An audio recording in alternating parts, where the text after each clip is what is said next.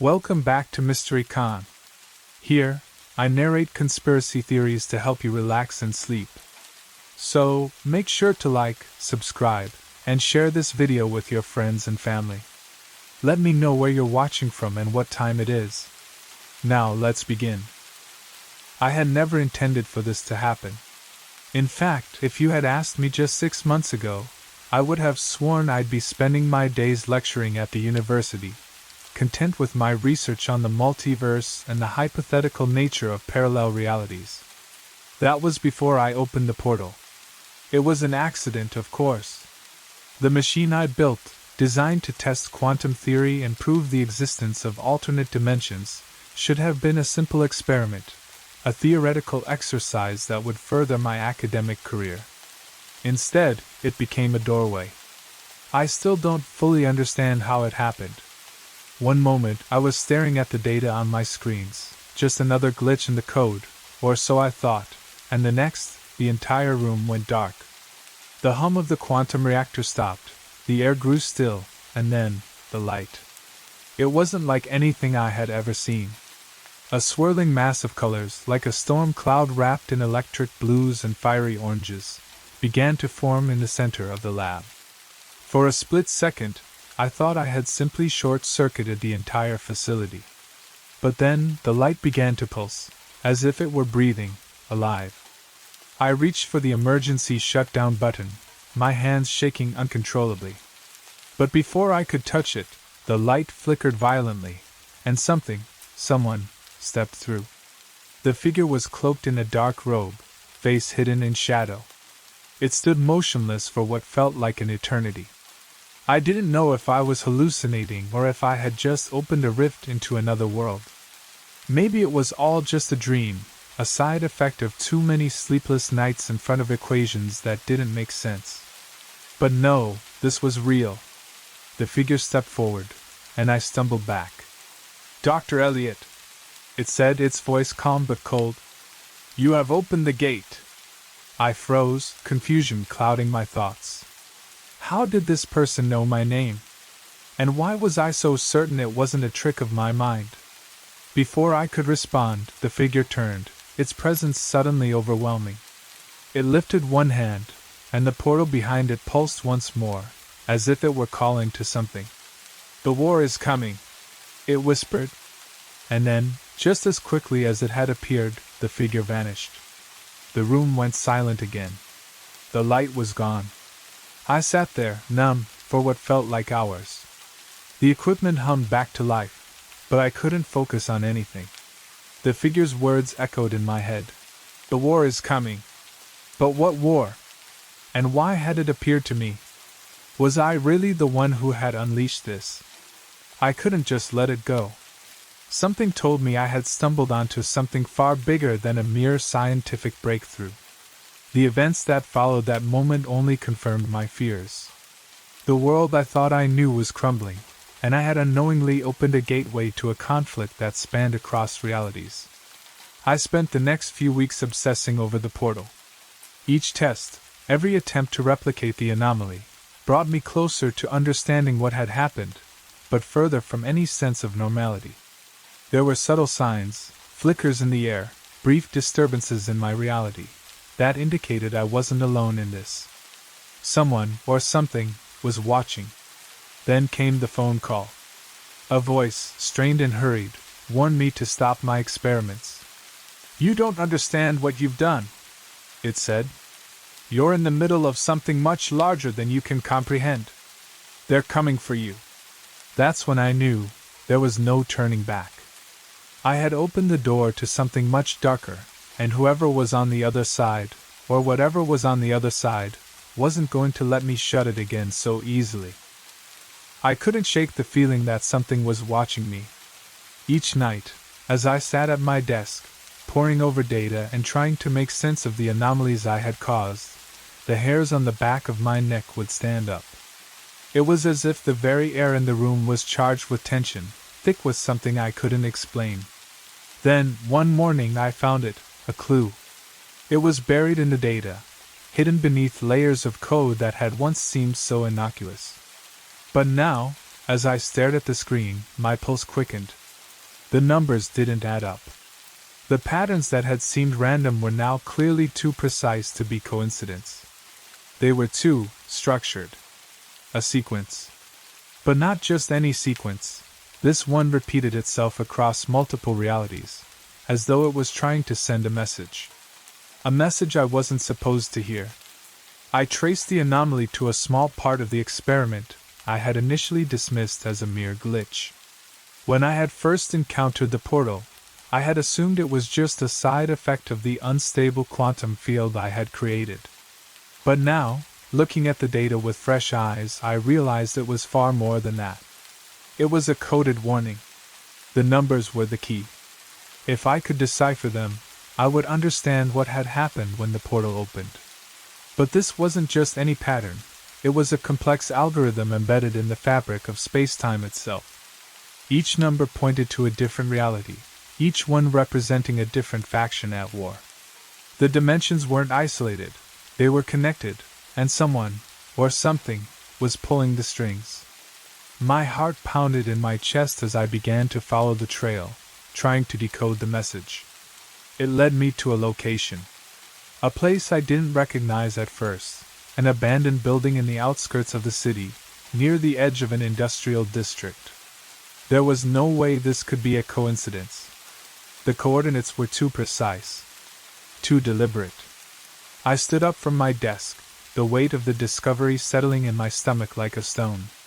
I had to go there. I had to see this for myself. I grabbed my coat and walked out the door, the cold evening air biting at my face as I made my way through the city. I didn't know what I was walking into, but I couldn't turn back now. The building was as desolate as the data had promised, empty, forgotten, a relic of a past era. But the moment I stepped inside, the air shifted.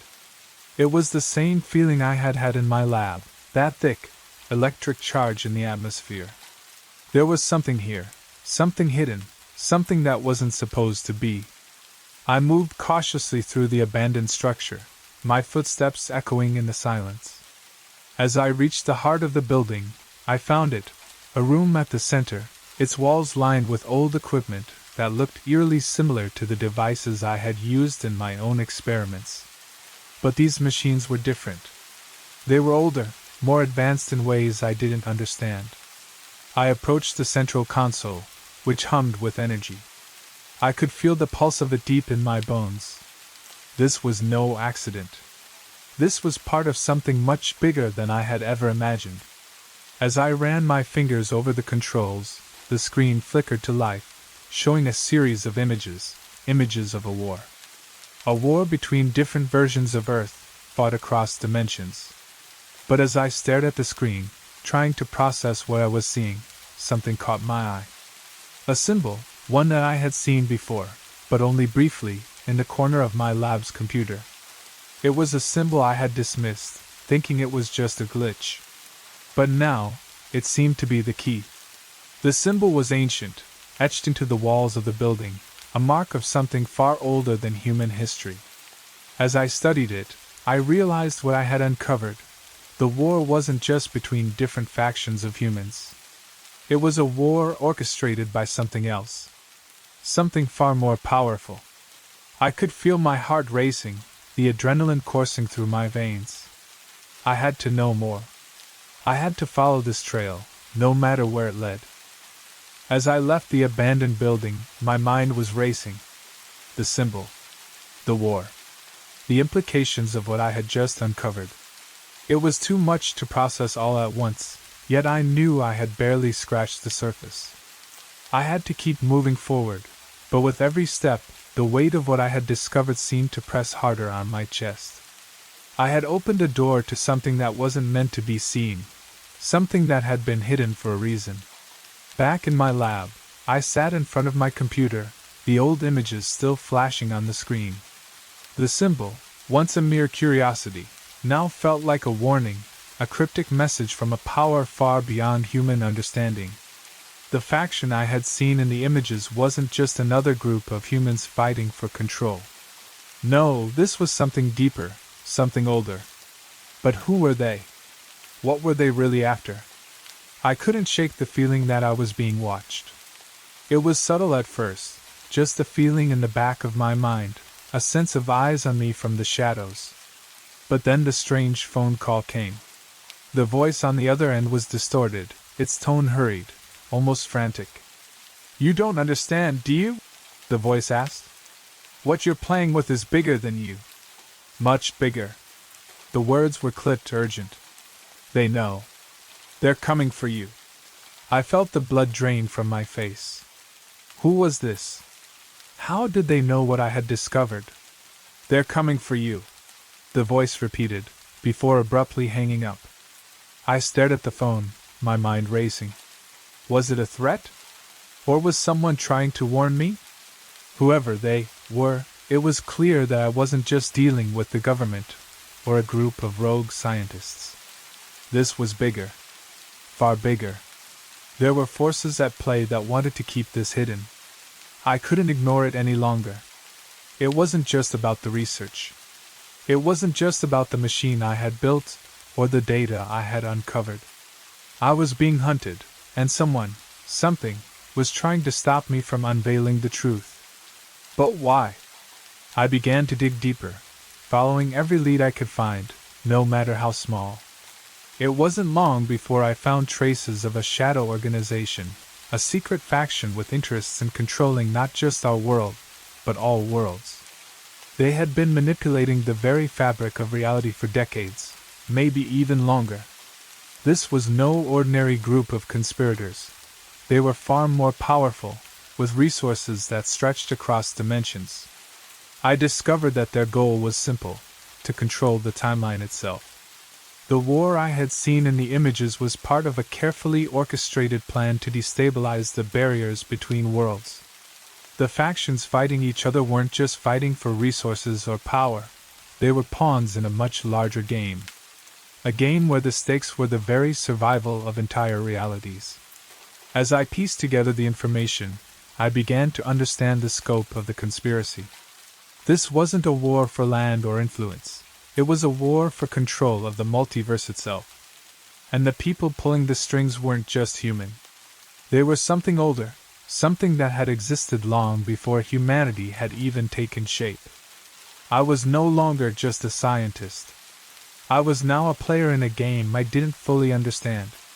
The question was, who else was involved, and what were they willing to do to keep this secret hidden? And why had I, of all people, stumbled into it? Just as I was about to continue my search, my computer screen flickered. A message appeared in the corner of the screen, simple yet chilling. "We know what you're doing. Stop now, or we'll make sure you never get the chance to finish." The words sent a chill down my spine. I wasn't just investigating anymore. I was a target. I should have stopped. I should have walked away the moment I got the warning. But, like most scientists, curiosity is my curse. The more I learned, the more questions I had. And with each new revelation, the pieces of the puzzle fit together just enough to keep me searching for the final picture. The message on my screen was clear. "Stop now, or we'll make sure you never get the chance to finish." But that only fueled my determination. Someone wanted me to stop, which meant I was on the right track. If I could uncover their secrets, I could expose everything I had accidentally stumbled upon. The multiverse, the war, the factions pulling the strings, it was all real. And it was up to me to stop them. I spent the following days diving deeper into the hidden files, the old records, and the texts I had uncovered. But the deeper I went, the more convoluted it all became. It wasn't just a battle between different dimensions. It was a battle for control of the very nature of time and space. The secret factions weren't just trying to manipulate reality. They were trying to rewrite it, bend it to their will. The symbols I had seen before, the ones etched into the walls of that abandoned building, seemed to have some connection to the war. They were ancient, almost otherworldly in design. They appeared in texts that dated back millennia, yet their meaning was clear. They were the key to controlling the portals between realities. Whoever controlled these symbols could control the flow of the multiverse. And if someone could control the flow of realities, they could shape the fate of every world, every timeline, every person. I needed more answers. I reached out to an old colleague of mine, Dr. Maria Cole. She was a linguist, someone who had once helped me decode ancient languages, and I knew she might be able to help me understand the meaning of the symbols. I knew it was risky. People in our field didn't take kindly to research that delved into matters like this. But Maria had always been willing to push the boundaries of accepted knowledge. I hoped she would be willing to help again. We met in secret, in a small cafe on the outskirts of town, away from the prying eyes of anyone who might be watching. She was wary, her eyes scanning the room as she sat down across from me. "You've found something, haven't you?" she asked, her voice barely above a whisper. I nodded, showing her the documents and images I had collected. As she looked over them, her expression grew more serious. "These symbols," she said, "they aren't just ancient. They're from a language that hasn't been spoken for thousands of years. And what's worse, they're not from this world." I blinked. "What do you mean?" Maria leaned in closer, her voice dropping even lower. "They're from the other side. The side we've always thought was theoretical. The side where the war is happening. These symbols are how they communicate, how they control the barriers between worlds. And if what you're saying is true, these factions are trying to bring all the realities together, to merge them into one." Her words hit me like a punch in the stomach. If this was true, if they succeeded, the multiverse would collapse into a single reality, one that would be controlled by whoever could harness these symbols. It would be a nightmare. The worst possible future. But before I could ask more questions, Maria hesitated, her face turning pale. "You have to be careful, Thomas. There are people watching you. The factions, whoever they are, they're not going to let you keep digging." I nodded, my heart racing. I knew I was in too deep. But I couldn't stop. I had already opened the portal, and I couldn't close it now. I needed to find out more, to uncover the truth before it was too late. As I left the cafe, I couldn't shake the feeling that I wasn't just being watched by the factions I had uncovered. There was something else out there, something that knew exactly what I was doing and wanted to stop me. The shadow that had been following me for days now seemed to be closing in. I needed to get to the next step. But who could I trust? I barely slept that night. The weight of Maria's words echoed in my mind as I tried to make sense of everything I had uncovered. The war between dimensions, the ancient symbols, the factions vying for control of reality itself. It was more than I had ever imagined. And every second I spent investigating, every step I took, brought me closer to something bigger, something I wasn't prepared for. The next morning, I returned to my lab with a new sense of urgency. The atmosphere in the room felt thicker, as if the walls themselves were closing in around me. It was a feeling I couldn't shake. I knew I wasn't just being paranoid. I had become a part of something much larger, something I wasn't supposed to understand. I opened my computer, pulling up the latest data from the portal experiment. As the screen flickered to life, I noticed something strange, something that hadn't been there before. There, buried within the endless lines of code, was a message. Not a warning this time, but something else. A series of coordinates. The coordinates didn't make any sense at first. They weren't anywhere on Earth that I recognized, and they certainly didn't correspond to any known locations in the multiverse that I had studied. But the more I analyzed them, the clearer it became. They were pointing to a place in between realities. A place that didn't belong to any single dimension. I felt my heart race as I traced the coordinates further. They led me to the very heart of the war I had seen in the images. It was an ancient site, a place that had been sealed off for centuries, possibly millennia. A site where the fabric of reality itself was most fragile.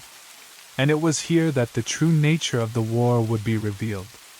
I knew I had to go there. But there was more. As I dug deeper into the coordinates, I uncovered something that made my blood run cold. The ancient alien race, the one that had been manipulating the war across the dimensions, had left behind an artifact. An artifact that could control the portals between realities. An artifact that could merge the worlds. The implications were staggering. If the factions had this artifact, they could collapse all dimensions into one, rewriting history, erasing timelines, and enslaving every reality under their control. But if it was in the wrong hands, if I didn't stop it, the consequences would be catastrophic. I couldn't let this happen. But as I gathered my things, preparing to head to the coordinates, a sudden realization hit me. I wasn't the only one searching for this artifact. The factions, both human and alien, were already aware of my progress. They were closing in on me, and soon, they would know exactly where I was going. The walls of my lab seemed to pulse with energy, as if they, too, were aware of the danger. The faint buzzing of the machines in the background suddenly seemed louder, more insistent. I needed to leave. Now. I packed up the essential data, grabbed a few items for the journey, and left the lab. I didn't know how long I had before the factions found me, but I had no choice. I had to get to the site before they did. As I drove through the city, the streets felt unusually empty, the world eerily quiet. The weight of the task ahead settled on my shoulders like a heavy burden, but there was no turning back. I was walking into the heart of the storm, and I could feel the tension building, the sense that I was about to discover something far worse than I could have imagined. When I arrived at the location, it was exactly as the coordinates had indicated, a place that was neither here nor there. A vast, crumbling ruin stretched before me, a relic of a time long past. The air was thick with a strange energy, and the ground seemed to tremble beneath my feet. I stepped forward, my heart pounding, and the reality around me seemed to warp, as if the very fabric of space-time was shifting. The portal was here, waiting for me. I didn't know if I was prepared for what I was about to face, but there was no turning back. The truth was waiting, and it was far worse than I had ever imagined. The site was a desolate wasteland, its air thick with the remnants of something ancient. It wasn't a place I'd ever seen before, at least, not in any textbook or map. The coordinates had led me here, to a place that shouldn't exist, a place wedged between dimensions, where the very laws of reality seemed to fray at the edges. It was as if the universe had abandoned it, leaving only traces of something far older, far more dangerous. I approached the entrance to the ruin cautiously, my heart pounding in my chest. The walls were inscribed with the same strange symbols I had seen in the abandoned building, those cryptic markings that had haunted my dreams ever since the first anomaly in my lab. These symbols were more than just decoration, they were the keys to understanding the war between the realities. They were the key to everything. Inside, the air grew colder, heavier, and I could feel the pulse of energy beneath the ground. The closer I got to the center, the more my senses seemed to blur. Time itself seemed to warp here, slipping between moments, making it hard to discern what was real and what was just a fragment of another world. I wasn't alone. As I reached the heart of the ruin, a voice rang out from the shadows. It was low and filled with authority. "I knew you'd come here, Dr. Elliot." I spun around, my pulse quickening, but there was no one in sight. Then, stepping out from the darkness, a figure appeared. It was a man, but there was something unnerving about his presence. He moved with a calm, predatory grace, his features hidden beneath a hood, and his eyes, cold, unblinking, locked onto mine. "Who are you?" I asked, my voice trembling despite my attempts to steady it. "My name is Gabriel," the figure replied, his voice smooth but unsettling. "And I've been waiting for you." I took a step back, unsure of whether to trust this man, or whether I should be running. "What do you want with me?" Gabriel smiled, though it didn't reach his eyes. "I don't want anything, Dr. Elliot. I simply want you to understand the truth." He motioned to the symbols carved into the walls around us. "This place, this war between dimensions, it's not some accidental event. It's by design. A design older than humanity itself, created by the beings who have shaped our reality." I frowned. Beings? You mean the aliens? Gabriel's smile deepened. Not just any aliens. The ones who've been orchestrating the war, manipulating the timelines, and controlling the flow of reality for centuries. They're far more powerful than you could ever imagine. I felt a cold chill run down my spine. I had always known there was more to this than just human factions, but hearing him confirm it made the weight of the situation even heavier. Gabriel stepped closer, his gaze never leaving mine. You see, Dr. Elliot, you've stumbled into something that's much bigger than your little experiments. The artifact you're seeking, it's the key to everything. Whoever controls it will have the power to rewrite reality itself, to reshape time. And I'm here to make sure that doesn't happen. I took a step back, my mind racing. You want to stop me? Gabriel chuckled softly. No. I'm here to stop them. The factions who want to merge the worlds and collapse the multiverse into one. The ones who think they can control everything. I'm here to make sure they don't get their hands on the artifact. For a moment, I stood frozen, unsure of whether I could trust Gabriel. Everything he was saying seemed to make sense, but could I really trust someone who had been waiting for me in a place like this? Before I could respond, a sound broke the tense silence. Footsteps, heavy and purposeful, coming from behind me. I turned quickly, but before I could react, a man stepped forward. His eyes were cold and calculating, and his stance was aggressive. Gabriel, the man said, his voice harsh. You should have stayed away from this one. He's ours. Gabriel's eyes narrowed, and for the first time, I saw something resembling anger flash across his face. Stay out of this, Ryan, he growled. Ryan smirked, his hand resting on the hilt of a weapon I hadn't noticed until now. You're too soft, Gabriel. You think you can stop this, but you're wrong.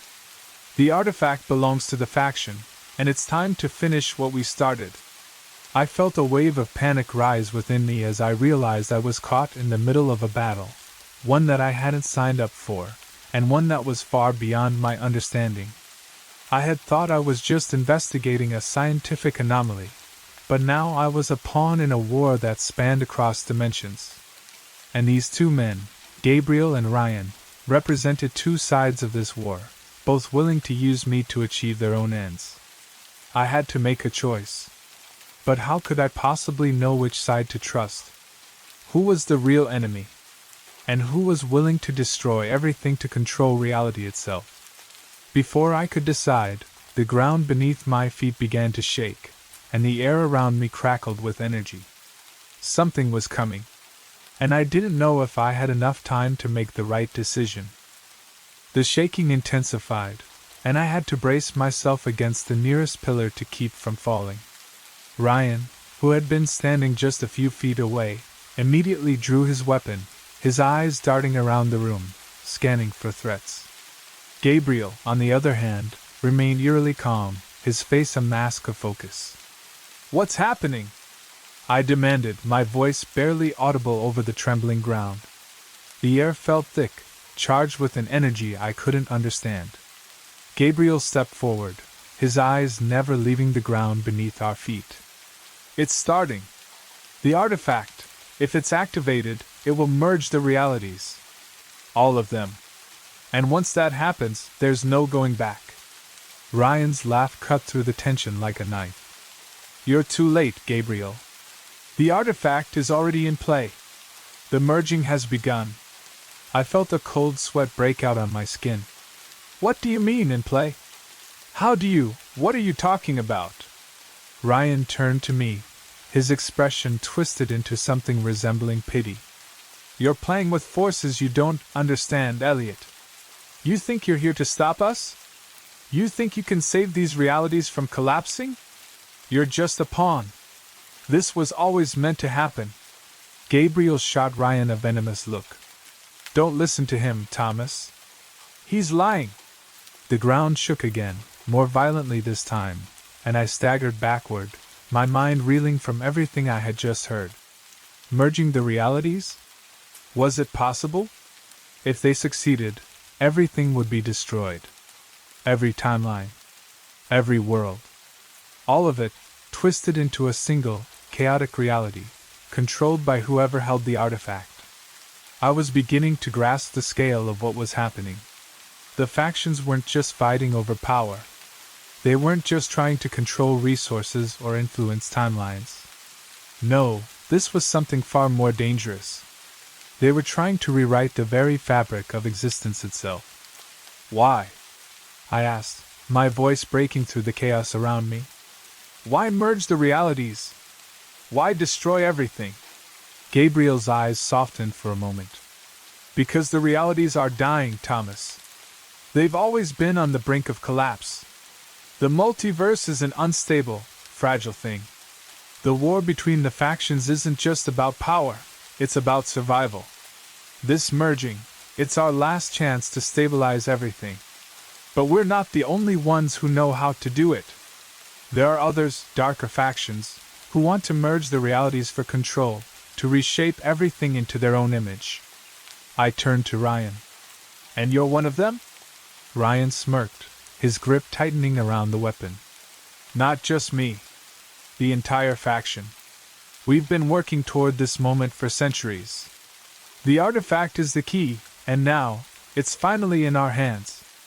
I felt a sickening realization settle in my stomach. Gabriel wasn't just trying to stop Ryan and his faction, he was trying to prevent the destruction of everything, even if it meant using the artifact himself. Both sides were after the same goal, but for completely different reasons. The sound of something shifting in the distance made my blood run cold. The air around us was vibrating with energy, as if the very world were on the brink of breaking apart. The portal, what had once been a small rift, was expanding, its edges pulsing, the fabric of space itself fraying. I looked back at Gabriel, my eyes wide with panic. Is it too late? Can we stop it? Gabriel's face was grim. I don't know. The artifact is the only thing that can stop the merging, but it's also the only thing that can make it happen. The factions have been fighting for control of it because they believe it will give them the power to reshape the multiverse. But they don't understand the consequences. If we don't stop it, there's no future. No tomorrow. Everything you know will be gone. Ryan laughed again, this time with a dark edge. You can't stop it, Gabriel. It's already begun. The timelines are starting to merge as we speak. A sudden wave of cold swept over me, and I turned, my eyes locking onto the swirling vortex in the center of the room. Reality itself seemed to be folding in on itself, the lines between dimensions blurring. I could see flashes of other worlds, other versions of Earth, some familiar, others alien and distorted, clashing together, crashing into one another. I felt a sickening twist in my gut as I realized the full extent of the danger. The war wasn't just a fight for power, it was a race to control the future of all worlds. Whoever controlled the artifact controlled the multiverse. And if Ryan's faction succeeded, everything would be lost. But Gabriel wasn't without his own dark agenda. He had his reasons for wanting the artifact too. He wasn't exactly the hero I thought he was. If he wanted to use the artifact to stabilize the realities, what kind of price would he be willing to pay to do so? My mind was a whirlwind of questions, and my heart ached with the weight of the decision I now had to make. Could I trust Gabriel? Could I even trust myself? Before I could decide, the swirling vortex flared brighter, and something began to step through it. It wasn't just a figure. It was a presence, massive, overwhelming, something that defied understanding. The war between the realities was no longer just a distant theory. It was here. It was real. And I was standing at the center of it. The moment the figure stepped through the portal, the entire room seemed to freeze. The air was charged with an electric hum, the atmosphere thick with a sense of impending doom. I could feel my heartbeat in my chest, the adrenaline rushing through my veins.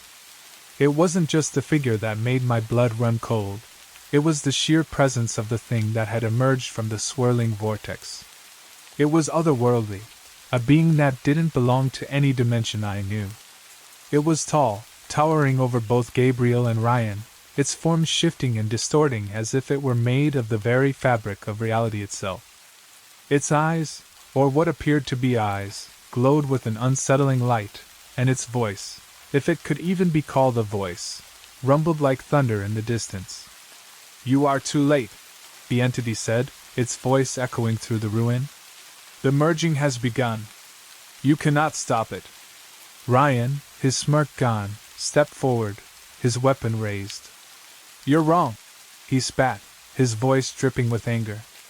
"The artifact is ours. The multiverse will bend to our will." Gabriel, on the other hand, was calm, his hand resting lightly on his own weapon. "You don't understand. The artifact wasn't meant for control.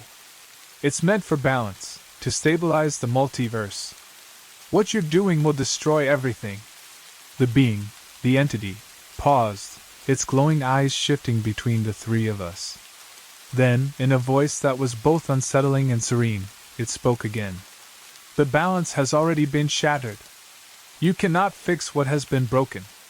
The war is inevitable. It has always been inevitable." My mind was racing. I didn't understand what this being was, or why it was here, but one thing was clear: it wasn't here to help. It was here to ensure that the merging of the realities would continue. The war was already lost in its eyes. Gabriel stepped closer, his expression hardening. "You're a product of the war, just like the rest of them. The beings who've manipulated this chaos, fed off it for centuries. You want to see the multiverse destroyed, don't you? You think it will create some new order, but it will only bring about chaos, complete annihilation." The entity's laugh was low and rumbling, reverberating through the very ground beneath our feet. "You cannot stop what is coming. This war is not something that can be fought or won. It is the cycle of existence itself." Ryan's hand tightened on the weapon. "Enough talking," he growled, his eyes dark with resolve. "The artifact is ours. We are taking control."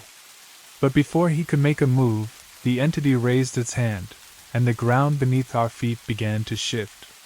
The very fabric of space seemed to bend and warp, as if reality itself was unraveling. I staggered back, my head spinning. The world around us was becoming unrecognizable. In an instant, I could see flashes of alternate realities, worlds where people I knew were different, entire cities destroyed, and versions of Earth that had never existed in our timeline. The dimensions were bleeding into one another, crashing together in chaotic waves. "Stop it!" I screamed, unable to comprehend what was happening. "You're destroying everything." But the entity didn't respond. It didn't need to. The swirling chaos was enough. The merging was happening. The war had reached its climax. Gabriel turned to me, his expression fierce. "We have to act now. We have to stop the artifact from fully activating, or we will lose everything." Ryan, not willing to back down, lunged toward the artifact. The tension between the three of us was unbearable, the battle for control now boiling over into a desperate struggle. I ran toward the artifact, the symbol that had caused all of this, the key to the multiverse itself. My hands trembled as I reached for it, the artifact's energy pulsing beneath my fingers. But as I touched it, the world around me seemed to shudder. Reality bent further, collapsing on itself, the timelines merging faster than I could comprehend. For a moment, everything went dark. There was no sound, no light, just an overwhelming sense of being lost in time, caught in the in-between. Then I saw something, a vision, a fragment of what was happening. A future where the realities collided, where chaos reigned, and the multiverse was nothing more than a fragmented, broken mess. It was a future that I couldn't let happen. The weight of the decision hit me like a freight train. If I activated the artifact, I could stabilize the realities, but it would come at a cost. If I let Ryan take control, it would be the end of everything. There was no perfect choice, no easy path. As the room around me began to tear apart, Gabriel's voice cut through the chaos. "It's time, Thomas. We need to make the sacrifice. or we all lose. I looked to him, my mind racing. He wasn't just talking about the artifact, he was talking about the decision that lay ahead. I turned to Ryan, his eyes filled with fury, ready to destroy everything. I couldn't let that happen. But I also couldn't let Gabriel's vision for a new order take shape. It wasn't a choice between good and evil, it was a choice between two impossible outcomes. And in that moment, I made my decision. Everything was spinning, and for a moment, I couldn't tell where reality ended and the chaos began. The air was heavy, thick with energy, and the ground beneath me felt unstable, as if it was ready to collapse at any second. I had made my choice. The artifact was the key, and I had to make sure it didn't fall into the wrong hands. Gabriel was right. The multiverse was breaking apart. The timelines were collapsing into one another, each reality trying to overtake the other. Ryan's faction wanted to use the artifact to control it all, to shape the multiverse in their image. Gabriel wanted to stabilize it, to restore balance, but I knew his vision wouldn't work either. It would still be a fractured, unstable existence, just one under a different ruler. The artifact pulsed in my hands, its energy surging through me, nearly overwhelming my senses. I could feel the weight of it, the power to change everything. The decision before me was clear. I could use the artifact to stabilize the multiverse, but at a terrible cost. To prevent the merging of realities, I would have to sever the link between them altogether, forever. It was a sacrifice, one that would leave me stranded between dimensions, alone in the void. But it was the only way to stop the war from destroying everything. I couldn't let Ryan or Gabriel control the multiverse. I had to take the responsibility upon myself, even if it meant erasing all that I had worked for. As I held the artifact, I turned to Gabriel. His eyes were filled with understanding, but also regret. "You know what you have to do," he said quietly. "This is the only way." I nodded, though my heart felt heavy. I had come to understand the true nature of the artifact. It wasn't just a tool for power, it was a force that could shape the very fabric of existence. And if I used it, the realities would be sealed away from each other, never to intersect again. The war would end, but it would also leave us all trapped in our own worlds, isolated from the others. Ryan was standing at the far side of the room, watching us. His eyes were filled with rage, and he stepped forward, brandishing his weapon. "You think you can stop me? You think you can stop us all?" he shouted. "You're nothing but a fool!" His words cut through the air like a knife, but I didn't falter. I couldn't. The lives of countless beings across the multiverse depended on this decision. I had no choice but to finish what I had started. With trembling hands, I raised the artifact and pressed it against the center of the portal. The energy around me intensified, and I could feel the pull of the multiverse, the forces of reality themselves pushing against my decision. I knew what would happen next. The realities would be sealed away. The timelines would be severed, and there would be no turning back. Ryan lunged toward me, but Gabriel stepped in his path, his hand raised. "It's over," Gabriel said, his voice low but firm. "This was never about power. It was about balance." Ryan hesitated for a moment, his anger flashing in his eyes. But then he lowered his weapon, the fire in his gaze burning out. For the first time, I saw something different in him, something human. He had wanted control, but in the end, he understood the cost of that desire. The artifact hummed with energy, and I felt the weight of the decision settle on me once more. I took a deep breath, closing my eyes. When I opened them again, I knew what I had to do. The ground shook violently as the artifact began to pulse. The portal exploded with light, the energy radiating outward in a blinding burst. The multiverse cracked open before me, the realities twisting and warping, trying to collapse into one. But I held steady, my hands shaking as I focused all my energy on the artifact. With one final push, I activated it. The explosion of light was deafening. For a moment, I couldn't see, couldn't hear, only feel the immense force of the artifact's power as it tore through the fabric of reality. The timeline shattered, separating once more, leaving each reality to exist in its own space. The merging stopped. The war was over. I collapsed to the ground, the weight of the artifact too much to bear. My vision blurred as I felt the pull of the void around me. I had done it. The multiverse was saved, but at what cost?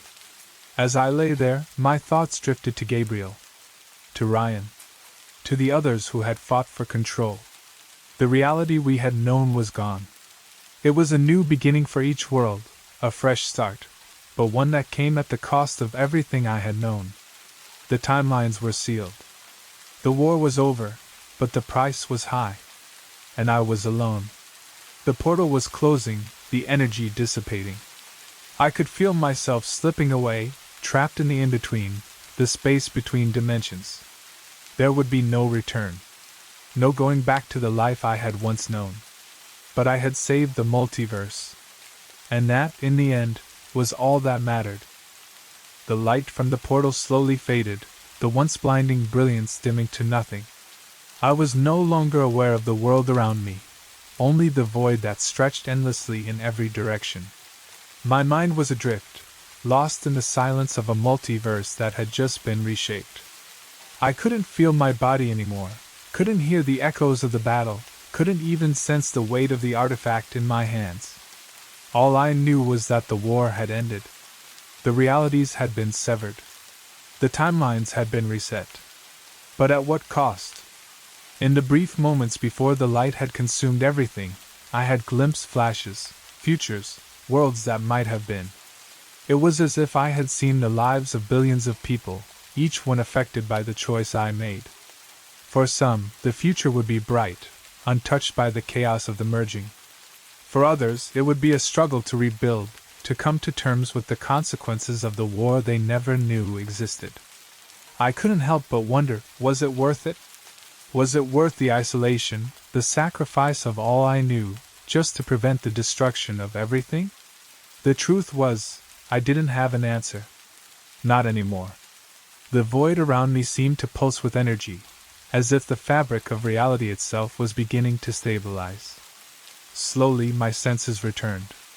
I could feel my body again, heavy and weak, but real. And as I regained my vision, I saw something that filled me with a strange sense of both relief and sorrow. I wasn't alone. Standing before me, silhouetted against the remnants of the shattered multiverse, were two figures. Gabriel and Ryan. They were standing apart from each other, yet somehow, connected in the silence of the aftermath. Gabriel's face was somber, his eyes filled with a mix of understanding and grief. Ryan's expression was unreadable, his gaze fixed on me, though his posture was less hostile than it had been before. The anger, the desire for control, everything that had driven him, seemed to have vanished. The war was over. The timelines had been sealed. But what came next? I couldn't speak at first. I didn't know what to say. I had made my choice, but the cost of that decision weighed heavily on me. Gabriel finally broke the silence. "You did what had to be done," he said quietly. "The multiverse is saved." I nodded slowly, still struggling to process the enormity of what I had just done. "But at what cost?" I whispered. Ryan spoke up then, his voice low but steady. "You've changed everything, Elliot. You've stopped the war. We're all trapped in our own worlds now, isolated. We may never be able to communicate with the other dimensions again." Gabriel looked to him, his expression firm. "That's the price of balance. We can't risk another war.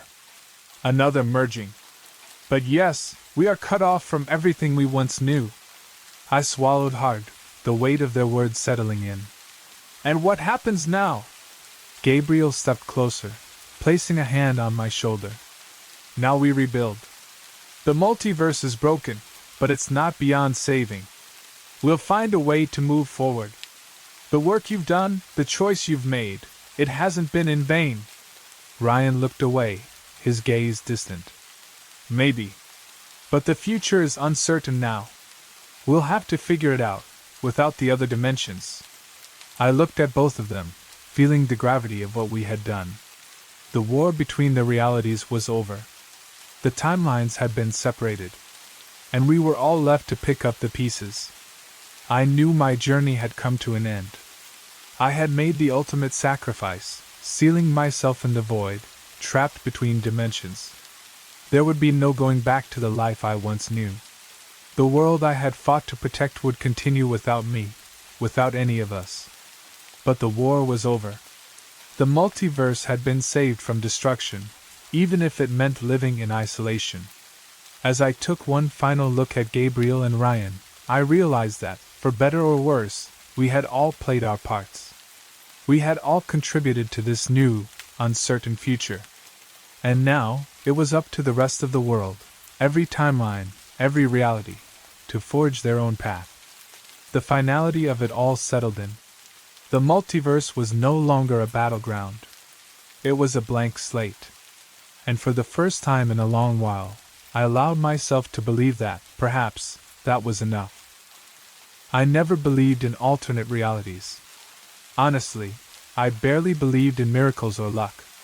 My life was spreadsheets, dust, and old blueprints, an archivist at a fading university, invisible to most.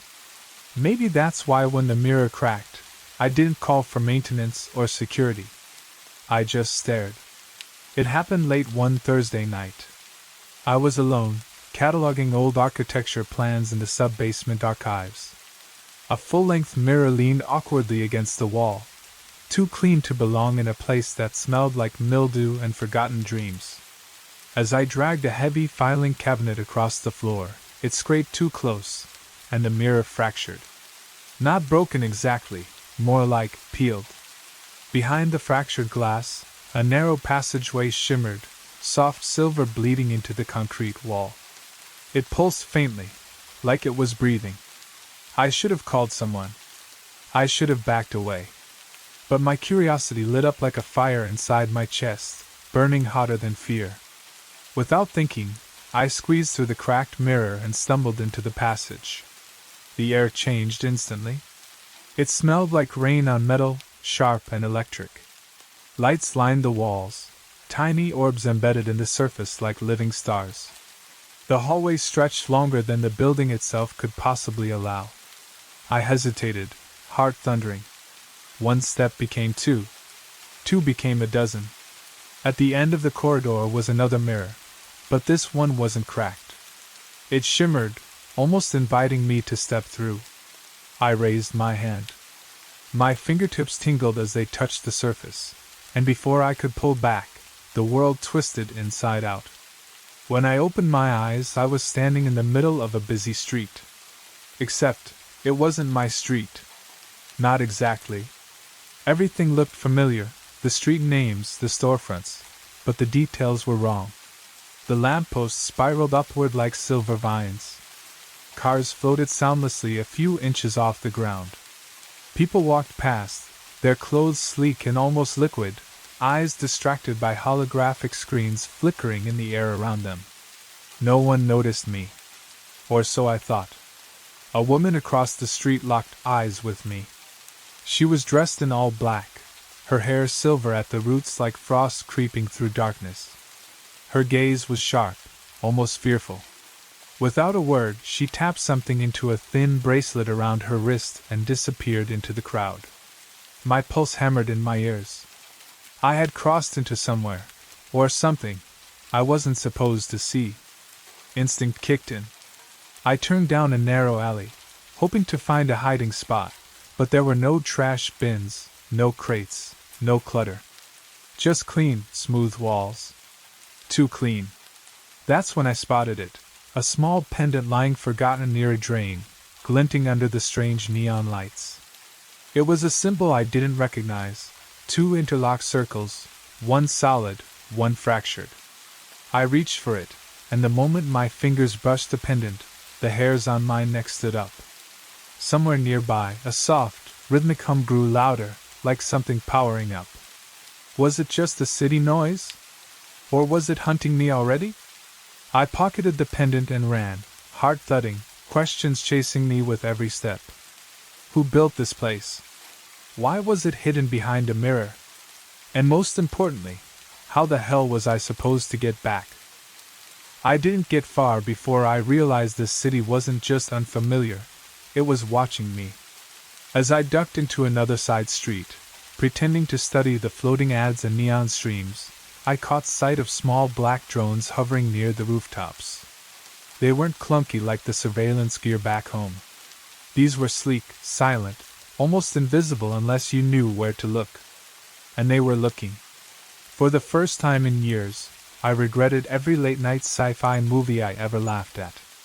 Paranoia hit hard when you're suddenly the anomaly in someone else's perfectly crafted world. I needed answers, and fast. I slowed my steps, trying to blend in. People here moved differently, almost in synchronized patterns. Their faces were calm, too calm. Nobody seemed rushed, stressed, angry. It should have been beautiful. Instead, it felt wrong, like a movie set just a second before the director yells, "Cut!" Ahead I saw a building that looked a little more normal. A dusty bookstore wedged between towering glass structures, its wooden sign hanging crooked. It felt out of place, almost human. I pushed the door open, a bell tinkling overhead. Inside, the air was warm, thick with the scent of old paper and coffee. Shelves bent under the weight of real books, not holograms. Actual pages. A short, sharp-eyed woman sat behind the counter, flipping through a battered ledger. She didn't look up, but somehow, I knew she had clocked me the moment I entered. I walked slowly toward a shelf labeled Historical Archives. My fingers brushed along cracked leather spines until I froze. There, tucked between two massive tomes, was a slim black folder. No label. No markings. It wasn't dusty like the rest. It looked deliberate, like someone had left it for me. I glanced toward the woman. She pretended not to notice, but her hand subtly moved under the counter. Warning or threat? I slid the folder out and cracked it open just enough to glimpse the first page. It was a schematic of a mirror. No, the mirror. The same kind of portal I had crossed through. Blueprints, coordinates, notes in a language that was almost English but skewed somehow, like a reflection in water. Across the bottom, one word stamped in red ink. Mirror Society. I snapped the folder shut and tucked it under my jacket. As I turned to leave, the woman finally spoke. "You don't belong here," she said, voice low but steady. I stopped cold. Every instinct screamed at me to run, but I forced myself to stay calm. "You have two choices," she continued without looking up. "Blend in. Or vanish." I opened my mouth to ask how, but she shook her head. "Trust no one. Not even yourself." Before I could respond, the door behind me creaked open. In the distorted reflection on a nearby glass cabinet, I saw two figures step inside, dressed in dark suits, their eyes scanning the room mechanically. Mirror Society agents? The woman gave me the barest nod toward the back door. I moved fast, shoving through a heavy curtain and into a cramped storeroom that smelled of ink and mildew. My heart pounded as I fumbled for an exit. There, a service door slightly ajar. Outside, the alley was empty. I bolted into the maze of streets, the stolen folder pressed tight against my chest. I didn't know where I was going yet. I just knew one thing. This world wasn't some accident. It was managed, monitored, protected. And now I had just stolen something that would make me a threat to them all. Running blind through alleys in a city you don't understand is a special kind of terror. Every street looked too clean, too symmetrical. Every corner felt like it was waiting for me. Somewhere behind me, faint footsteps echoed, calm, methodical. Not chasing. Stalking. I ducked into a narrow stairwell between two polished buildings, clutching the stolen folder so tight my knuckles ached. Above, neon banners scrolled incomprehensible slogans. Beneath it all, that low hum again, steady, inescapable, like the city itself was breathing. I had to find somewhere to think, somewhere to hide. I slipped into a crowded transit station where translucent elevators zipped silently up and down shafts of light. People barely glanced at me, lost in their holographic interfaces. Still, I could feel them noticing, some sixth sense prickling at the edge of their awareness. I shuffled toward the platforms, blending with a group of teenagers arguing over some virtual game. For a second, I almost breathed easy. Then I saw them. Two figures in matte black suits, standing too still at the far end of the station. No interfaces. No distractions. Eyes locked forward, scanning. They weren't police. They weren't private security. I knew, deep in my gut, they were looking for me. The Mirror Society. I turned casually, heart racing, trying to melt into the flow of bodies. A chime sounded, elevator arriving. I slipped inside just as the doors hissed closed. But I wasn't alone. A man in a slate-gray jacket leaned casually against the far wall of the elevator. His face was familiar in a way that made my skin crawl. Sharp features. Cold eyes. Like a mirror version of someone I should know but didn't. "You're sloppy," he said, smiling without warmth. "Leaving a signature everywhere you go." I backed up until I hit the elevator wall. My hand went instinctively for the pendant in my pocket. He noticed. "They told me you'd panic," he continued, stepping closer. "Makes my job easier." "What do you want?" I rasped, throat dry. He tilted his head. "It's not about what I want. It's about what's allowed. You don't belong here. Your presence destabilizes everything." The elevator shuddered slightly, and I realized he wasn't just talking about their rules. He was talking about the very fabric of this reality. Before I could react, he lunged. I ducked under his arm and slammed the emergency override button. The elevator jerked to a halt mid-shaft, alarms blaring. Disoriented, the man stumbled, giving me just enough time to pry open the side hatch. I scrambled through the maintenance crawlspace, heart slamming against my ribs. Hot air blasted my face. My arms scraped against metal as I crawled upward, following a service ladder lit by pulsing emergency lights. Above, the hatch to the next floor creaked open just as the gray-jacketed agent regained his footing below. I hauled myself out into a maintenance corridor and bolted without looking back. One thought kept hammering through my mind. These weren't random enforcers. They were gatekeepers, assigned to monitor the crossing points between realities, ensuring that the two Earths stayed hidden from each other. And now, thanks to me, the fragile lie they built was unraveling. As I burst out onto the rooftop, gasping, I realized something even worse. The Mirror Society didn't just want to erase me. They wanted to erase any trace that I, or my world, had ever existed. I didn't stop running until my legs gave out. Somewhere between the neon towers and endless glass corridors, I stumbled into a part of the city that felt abandoned, cracks in the pavement, flickering signs, walls stained by time instead of technology. It was the first imperfect thing I'd seen since stepping through the mirror. I collapsed against the crumbling wall, lungs burning. Every instinct screamed that I was a hunted animal now. The Mirror Society didn't make arrests. They made disappearances. I pulled the stolen folder from inside my jacket. Pages fluttered under my trembling fingers, diagrams of mirror portals, lists of coordinates spanning both Earths, notes about stabilization protocols. It was proof, raw, undeniable proof, that someone had engineered this dual reality. And they were desperate to keep it hidden.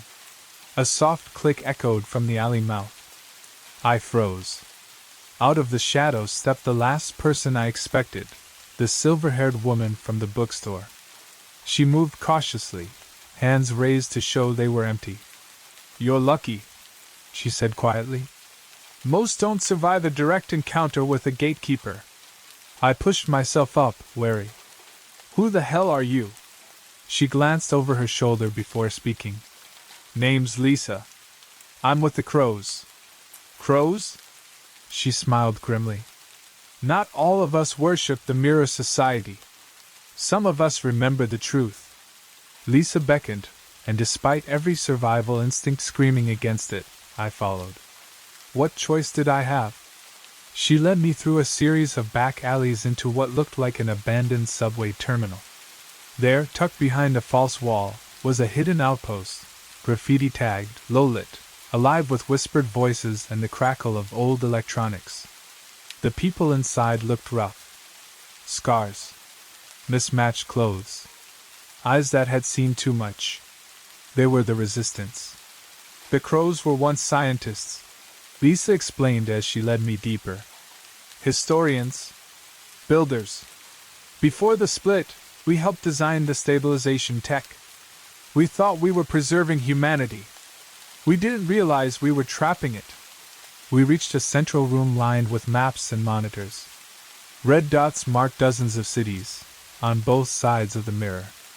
To Earth, she said. One managed like a garden. The other left wild to cover the secret. I stared, mind racing. Why? Why not just let people know? Lisa's expression hardened. Because chaos doesn't ask permission. The Mirror Society figured that out the hard way. If people knew there was another version of themselves living better, cleaner, smarter, they'd tear both worlds apart trying to cross over. I swallowed, feeling the weight of it. You're not the first to stumble through, she added. But you're the first they've reacted to this fast. Which means... She tapped the folder I was still clutching. You've got something they're terrified of. I opened it again, heart sinking as I realized what I had missed before. One of the locations circled in red was my own university. My world wasn't just at risk of learning about the Mirror Society. It was already part of it. You were brought here, Lisa said, voice softening. Your crossing wasn't an accident. A sharp crack echoed through the tunnels, metal on stone. Lisa swore under her breath. They found us. The lights flickered. Somewhere deeper in the station, footsteps pounded. She shoved a small device into my hand, a miniature mirror, its surface swirling with silver mist. Find the other side, she hissed. Find him before they do. I didn't get the chance to ask who him was. The door exploded inward, and everything descended into chaos. Gunfire ripped through the underground station. I ducked low as the crows scattered, some pulling crude weapons from under their coats, others already retreating into side tunnels. Lisa grabbed my arm, yanking me toward a maintenance shaft. This way, she barked over the chaos. We sprinted down a narrow corridor lit only by the flickering red of emergency lights. Somewhere behind us, the Mirror Society agents advanced, methodical, merciless. They didn't fire wildly. Every shot was calculated, controlled. They weren't here to arrest anyone. They were here to erase us. Lisa shoved open a rusted service door, and we spilled into what looked like an old control center. Banks of dead monitors, cracked screens, dusty filing cabinets. She slammed the door behind us, wedging a metal pipe through the handles. For now, she panted, pulling a battered laptop from a hidden compartment in the wall. We can't stay long. But you need to see this. I wiped the sweat from my forehead and knelt beside her. The stolen folder lay open between us, the schematic of the mirror portal glaring back at me. Lisa tapped the laptop, pulling up a series of grainy videos. They showed scenes from my world, classrooms, city streets, government buildings. But in each one, something was off. People moving just slightly out of sync, shadows that stretched wrong angles, reflections that lagged a fraction of a second behind the real movements. These are fracture points, Lisa explained. Places where the boundary between your Earth and the mirror Earth is weak. They've been studying your world for decades. Preparing. I leaned in closer, and that's when I saw it. A familiar face on the screen. Mine. Or almost mine.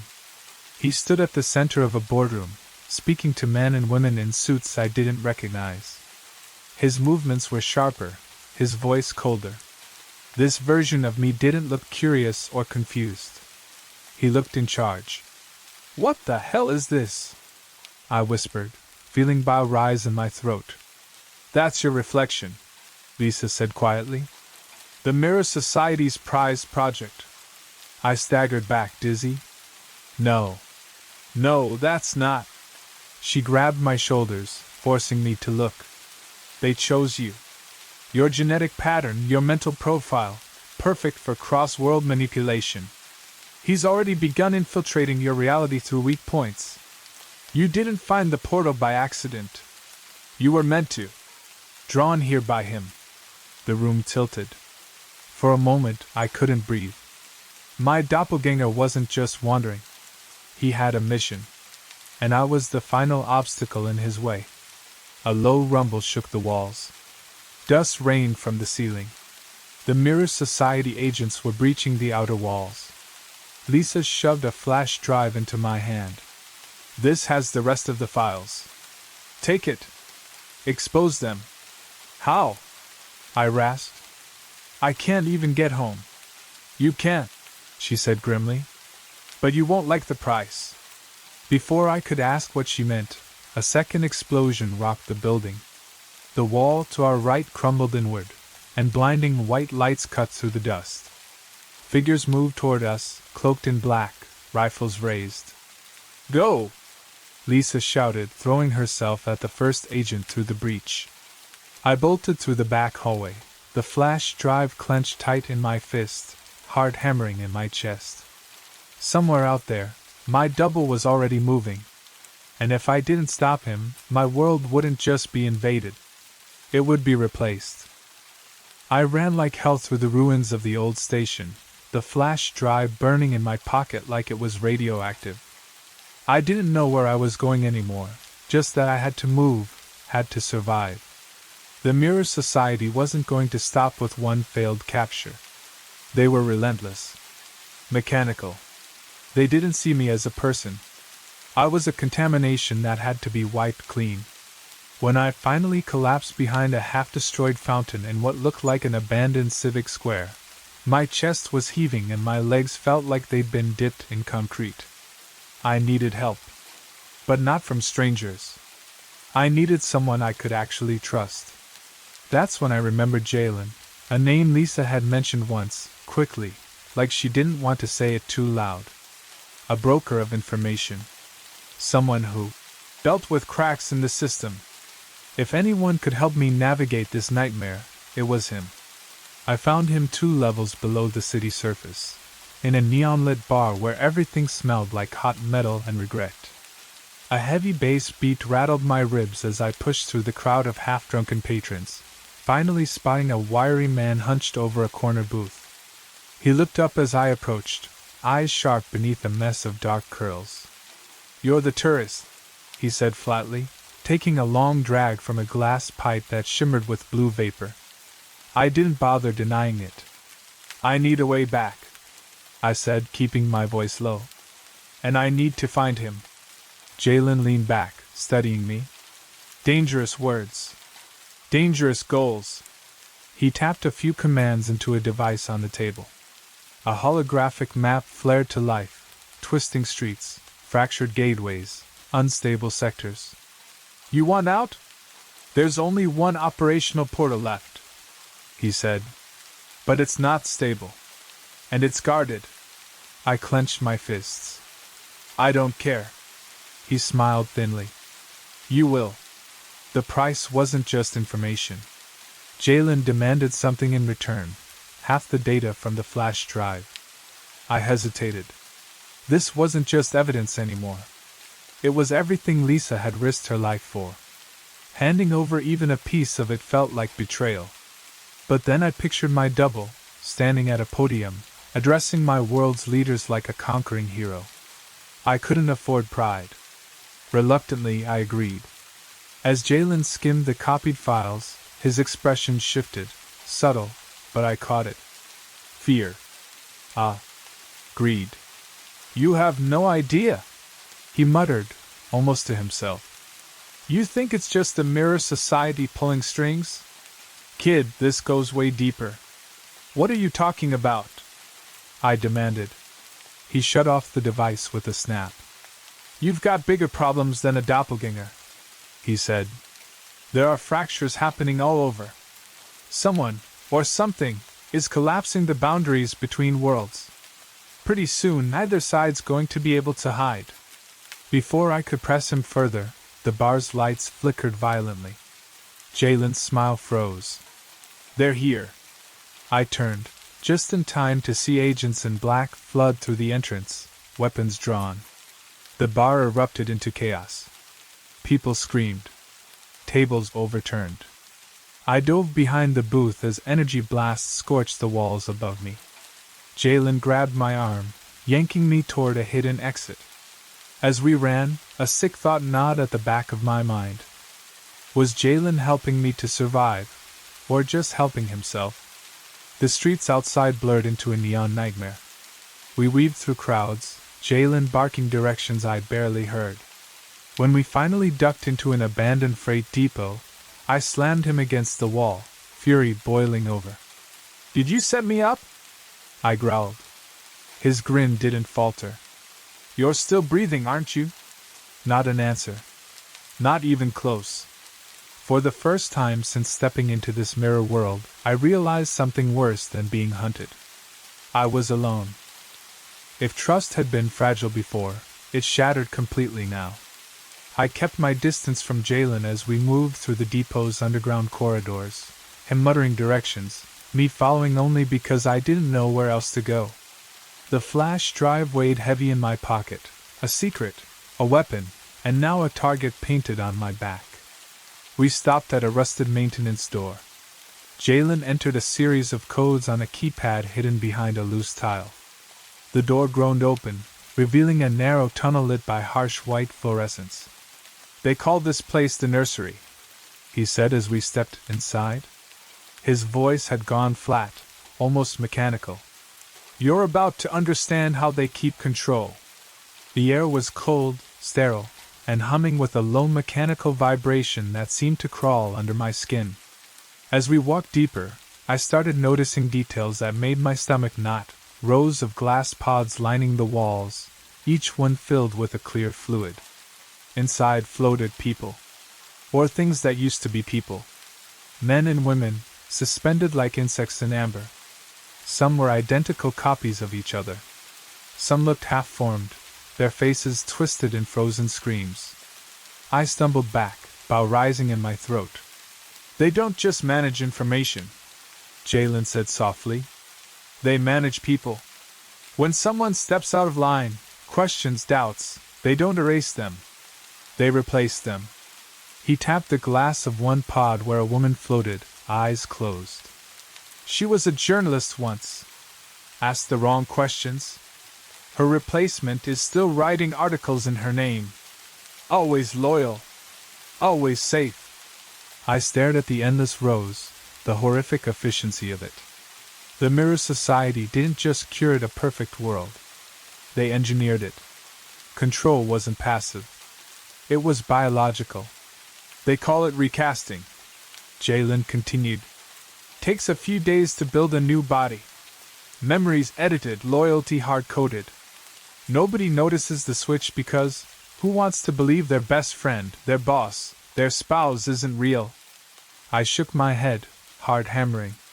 This is insane. It's too much. It's necessary. Came a new voice from behind us. We whirled around. A man stepped forward from the shadows, tall, sharp-suited, eyes glinting like polished stone. One of the gatekeepers. You think your world's better? He asked, voice calm, almost pitying. Your Earth is chaos. Disease. War. Poverty. Here, we fixed all that. Order requires sacrifice. I backed away instinctively, scanning for exits. We kept the truth hidden for their sake, he said. But now you've brought contamination. Fear. Choice. He said choice, like it was a curse. You can't stop it, I said, trying to buy time. Even if you kill me, others know now. The gatekeeper smiled thinly. Do they? Before I could react, he pressed the device to his wrist, and every pod in the nursery began to pulse with light. A horrible thought struck me. Their minds were being rewritten even as we stood there.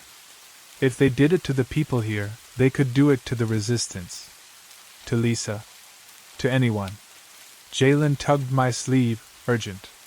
We have to go. Now. I hesitated. Every fiber of my being screamed to destroy this place. To smash the glass, to tear it all down. But Jalen shook his head. If you blow it now, they'll just rebuild. You need to take the evidence. Show the others. Let them choose. Choice. The very thing the mirror society feared most. Gritting my teeth, I turned and ran, heart breaking at the knowledge of what I was leaving behind. Behind me, the gatekeeper's voice echoed down the corridor. You can't save them.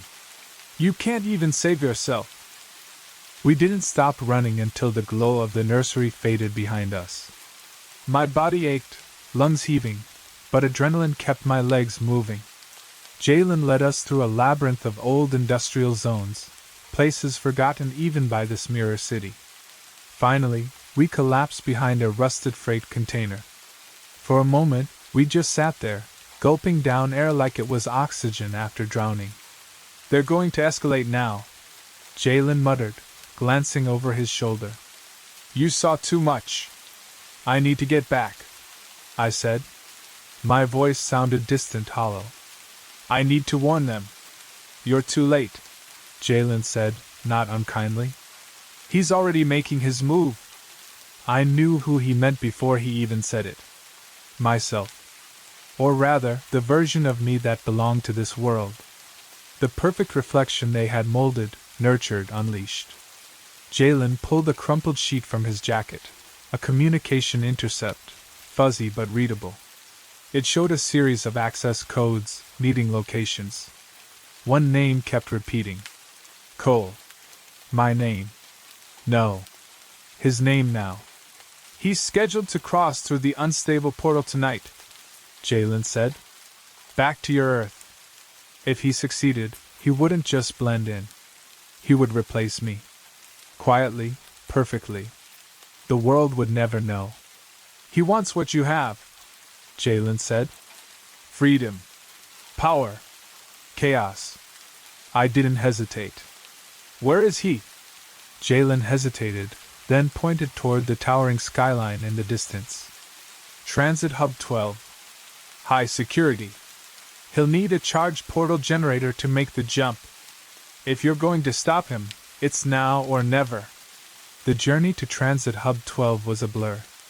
We moved like ghosts through the crumbling parts of the city where surveillance drones didn't bother to patrol. I barely registered the broken streets, the dead neon signs, the graffiti warnings scrawled in languages I didn't understand. My mind was somewhere else, already preparing for the fight.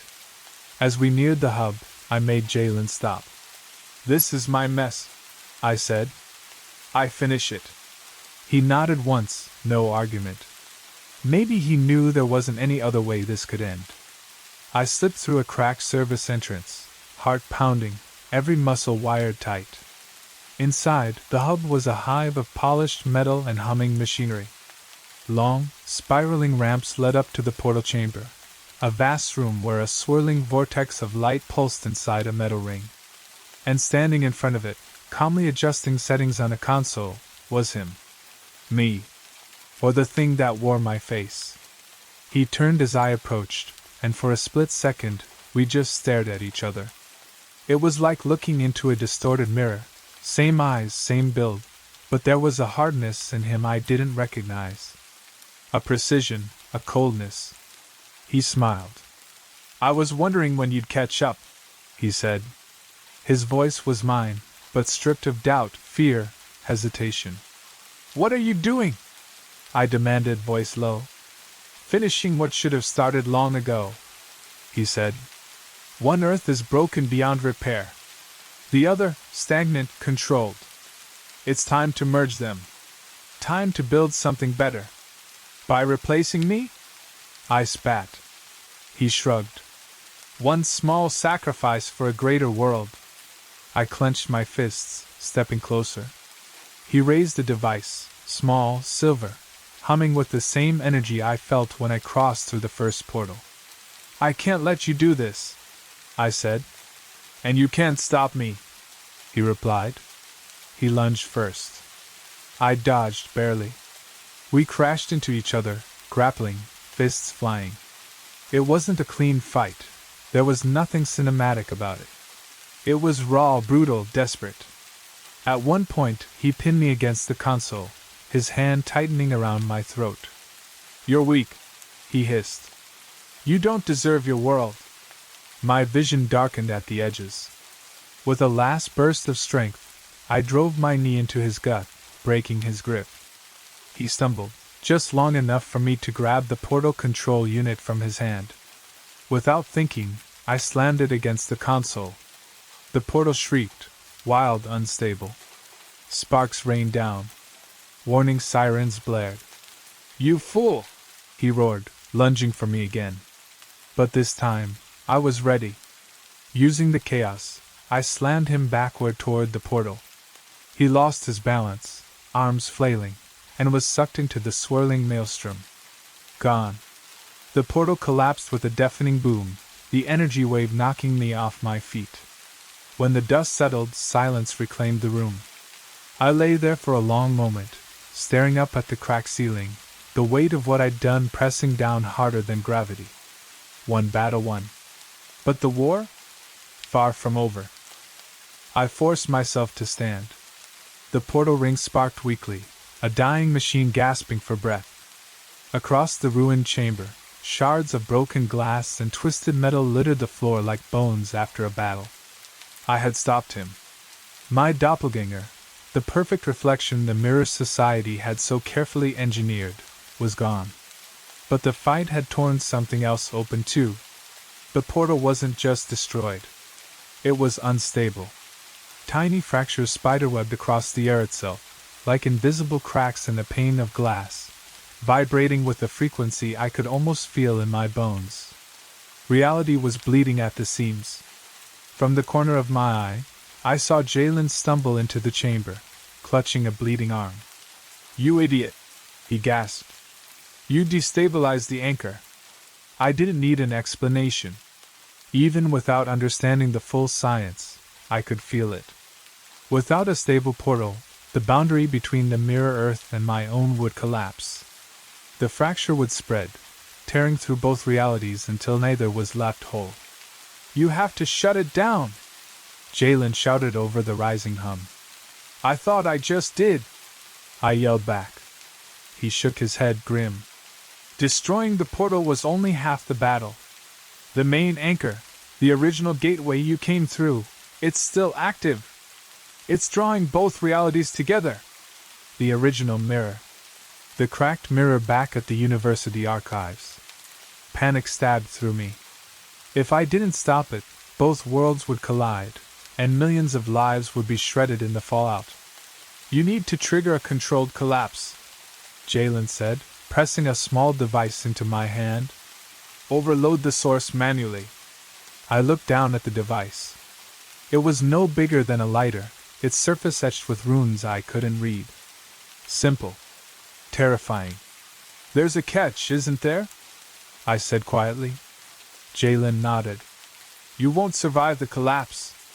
The words landed heavy, but they didn't surprise me. Deep down, I had known there would be a price. Heroes don't walk away clean. You can still run, Jalen offered, almost gently. Cross over permanently. Live in the cracks. No one would ever find you.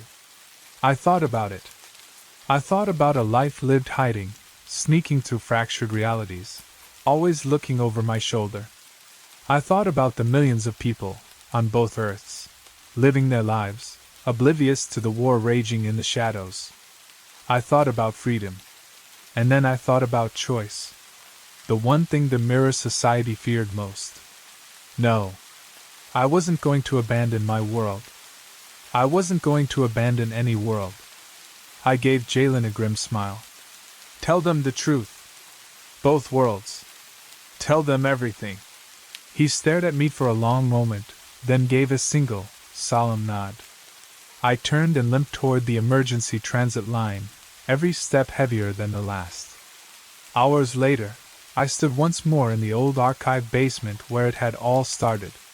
The mirror still shimmered faintly, cracked but alive, humming with the same silent pull that had first lured me through. I took a deep breath, thumbed the activation switch on the device, and pressed it to the glass. For a heartbeat, nothing happened. Then the mirror exploded inward, a silent implosion of light and energy, pulling me into its core. No pain. No fear. Just weightlessness, and a strange, overwhelming peace. In my final moments, I thought of reflections. Not just of faces in glass, but of choices. Actions. The ripples we leave behind. Maybe, just maybe, my choice would leave a crack of hope instead of destruction. Maybe that was enough. I should have died in the mirror. Maybe in a way I did. When I opened my eyes, the archive basement was gone. The shattered portal, the humming frequencies, the glowing fractures, all gone. I was lying on a grassy hillside under a vast, open sky. No neon lights. No floating cars. No mirror-like architecture. Just Earth. Or at least, something that felt like Earth. The breeze smelled real, fresh-cut grass and distant rain. The ground was solid under my fingers, rough with pebbles and roots. In the distance, I could make out a small town, crooked rooftops, peeling paint, old telephone poles lined with sagging wires. Imperfect. Human. Alive. I sat up slowly, every muscle stiff and aching. The pendant, the one I had found back at the start, lay beside me in the grass. Its symbol, the two interlocking circles, was now burned black, the fracture sealed shut. The Mirror Society's stranglehold had been broken. But at what cost? There were no crows here. No Jalen. No Lisa. No resistance. It felt like waking up in a world that had dreamed of me and then forgotten. As I wandered down the hill toward the town, I realized no one would know what had been sacrificed. They would live their lives, complain about traffic, argue over politics, fall in love, dream, fail, rebuild. Blissfully unaware that, just days ago, reality itself had nearly unraveled around them. And that was the point, wasn't it? Freedom was messy. Ugly. Beautiful. At the edge of town, a battered newspaper vending machine caught my eye. I fished out a few coins from my pocket, somehow still there, and bought a paper. The headline read, "Mysterious blackout hits major cities, scientists baffled." I smiled faintly. Small fractures. A few ripples. But the world had survived. As I folded the paper under my arm and started down the street, a movement caught my eye. A little girl crouched near a broken fountain, poking at something half buried in the mud. I froze. It was another pendant. Not the same as mine, but close. 2 circles again, this time both whole. The girl picked it up, turning it over curiously. For a moment, the pendant shimmered, just a flicker, and then it went still. She looked up and smiled at me, innocent and unafraid, before running back to her family. A chill crept up my spine. The portals were gone, but not destroyed completely. Somewhere, deep beneath the surface, the mirror was rebuilding itself. Not out of control. Not under the Mirror Society's thumb. Something new. Something different. A crack of possibility, not domination. As I walked away, I realized I wasn't just a survivor. I was a guardian now. Not of a secret, but of a choice. A choice for every human being to make without manipulation, without perfection forced upon them. A messy, chaotic, beautiful choice to live freely, however they could. Maybe one day, someone else would find another pendant, another door. And maybe they would choose differently. But this time, it would be their decision. not the society's, not mine. Their own reflection, staring back through the glass. Waiting. I never expected to stumble upon the truth, not like this. I'm Emily, a geologist with a mild obsession for obscure historical texts. My life had always been rooted in the scientific: maps, rocks, tectonic shifts. But when I discovered that manuscript, everything changed. It was tucked away in the corner of an old, dusty library in the basement of the university where I work. A strange, ancient book with no title, no author, just symbols that made my skin prickle with curiosity. I'll be honest, I wasn't even supposed to be there. It was a quiet evening, the kind where the only sounds in the library are the rustle of paper and the muffled hum of fluorescent lights. I was finishing up a lecture on geological anomalies, the kind that made me feel like I was speaking to a wall, when I found it. The manuscript was buried under a pile of discarded research papers, its edges frayed, the cover worn as though it had been handled by generations before me. Something about it felt different. When I opened it, my breath caught in my throat. The pages were filled with patterns, intricate, almost hypnotic designs. Not the usual scientific diagrams I'm accustomed to, but something far older, more profound. The symbols looked like they were written in a forgotten language, but they were too familiar to be mere gibberish. It was as though they had been waiting for someone like me to find them. I couldn't stop myself. I ran my fingers along the strange, crystal-like markings on the pages, feeling a peculiar warmth.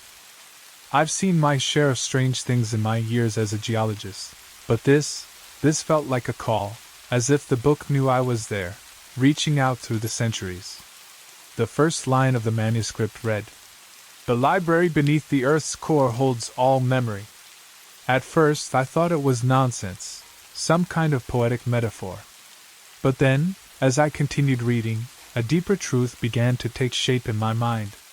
There was talk of a library buried in the molten core of the Earth itself, a place that recorded every thought, every action, and every human experience from the dawn of time. This wasn't just a myth. It was a history, one that had been hidden away, perhaps intentionally. I couldn't help myself. I began to dig deeper. The more I read, the clearer it became that this wasn't the rambling of a madman. This manuscript was a map, a guide to something extraordinary. I couldn't quite understand the intricacies of the language, but something inside me was certain it was real. But then, the doubts crept in. The kind of doubts I hadn't expected. Who wrote this? Why was it hidden so carefully? Who else knew about this? Was this really the discovery of a lifetime, or had I just walked into a trap? As I sat there, my mind racing, I heard the unmistakable shuffle of footsteps approaching. I quickly closed the manuscript, my heart pounding in my chest. It was just the librarian, passing by on his rounds, but for a moment, the room felt as though the walls themselves were closing in on me. As if the library was aware of my discovery, a silent witness to something far bigger than I could understand. I knew then I couldn't stop. Whatever this library was, wherever it was, I had to know more. The idea of a secret history of humanity, locked away in the core of the earth, gnawed at me. Was this a forgotten treasure, or was there something darker at play here? The deeper I went into the mystery, the more it felt like a warning. But I had no choice but to follow the trail. It wasn't just about curiosity anymore, it was a need. I was being drawn in, and I couldn't pull myself away. The book had given me a clue, a place to start. And now, I had to decide, would I pursue it, risking everything, or would I walk away and let the mystery slip back into the shadows? The night after finding the manuscript, I couldn't sleep. The more I thought about the words, "The library beneath the Earth's core holds all memory," the more they haunted me. I couldn't shake the feeling that the universe was trying to tell me something, and that I was the one chosen to uncover it. But there was a problem. How was I supposed to understand these cryptic symbols? How could a mere geologist like me decipher something so complex, so ancient? I spent hours at the university's computer lab, cross-referencing the symbols with every database I could find. I needed something, anything, that could help me make sense of this. As I clicked through page after page of geological reports and ancient texts, something caught my eye. A map. It wasn't just any map, though. This one matched some of the coordinates referenced in the manuscript. Coordinates that weren't marked on modern maps, but that looked strangely familiar. I sat up straight in my chair, the hairs on my neck standing on end. There was no mistaking it. The manuscript was pointing me towards something real. Something physical. The locations weren't just random. They were connected to anomalies I had studied before: magnetic fields, seismic shifts, and unusual geological formations. The kind of phenomena that I had always written off as oddities. But now, they felt like clues, hidden signposts, pointing toward the truth. I packed up my things and left the lab, determination rising in my chest. If this was a game, I was all in. The next morning, I booked a flight to the first location mentioned in the manuscript, a remote island off the coast of Iceland. It was known for its volcanic activity, a place where the Earth's crust was thin and where unusual readings had been recorded. But no one had ever been able to explain why. As the plane descended toward the island, my mind raced. What was I walking into? What if I was wrong? What if this whole thing was some kind of elaborate hoax? I had no answers, only the map and the vague sense that I was being pulled towards something beyond my understanding. When I arrived, the island was as desolate as I'd imagined. The air was cold, thick with mist, and the volcanic ground stretched out in jagged, barren waves.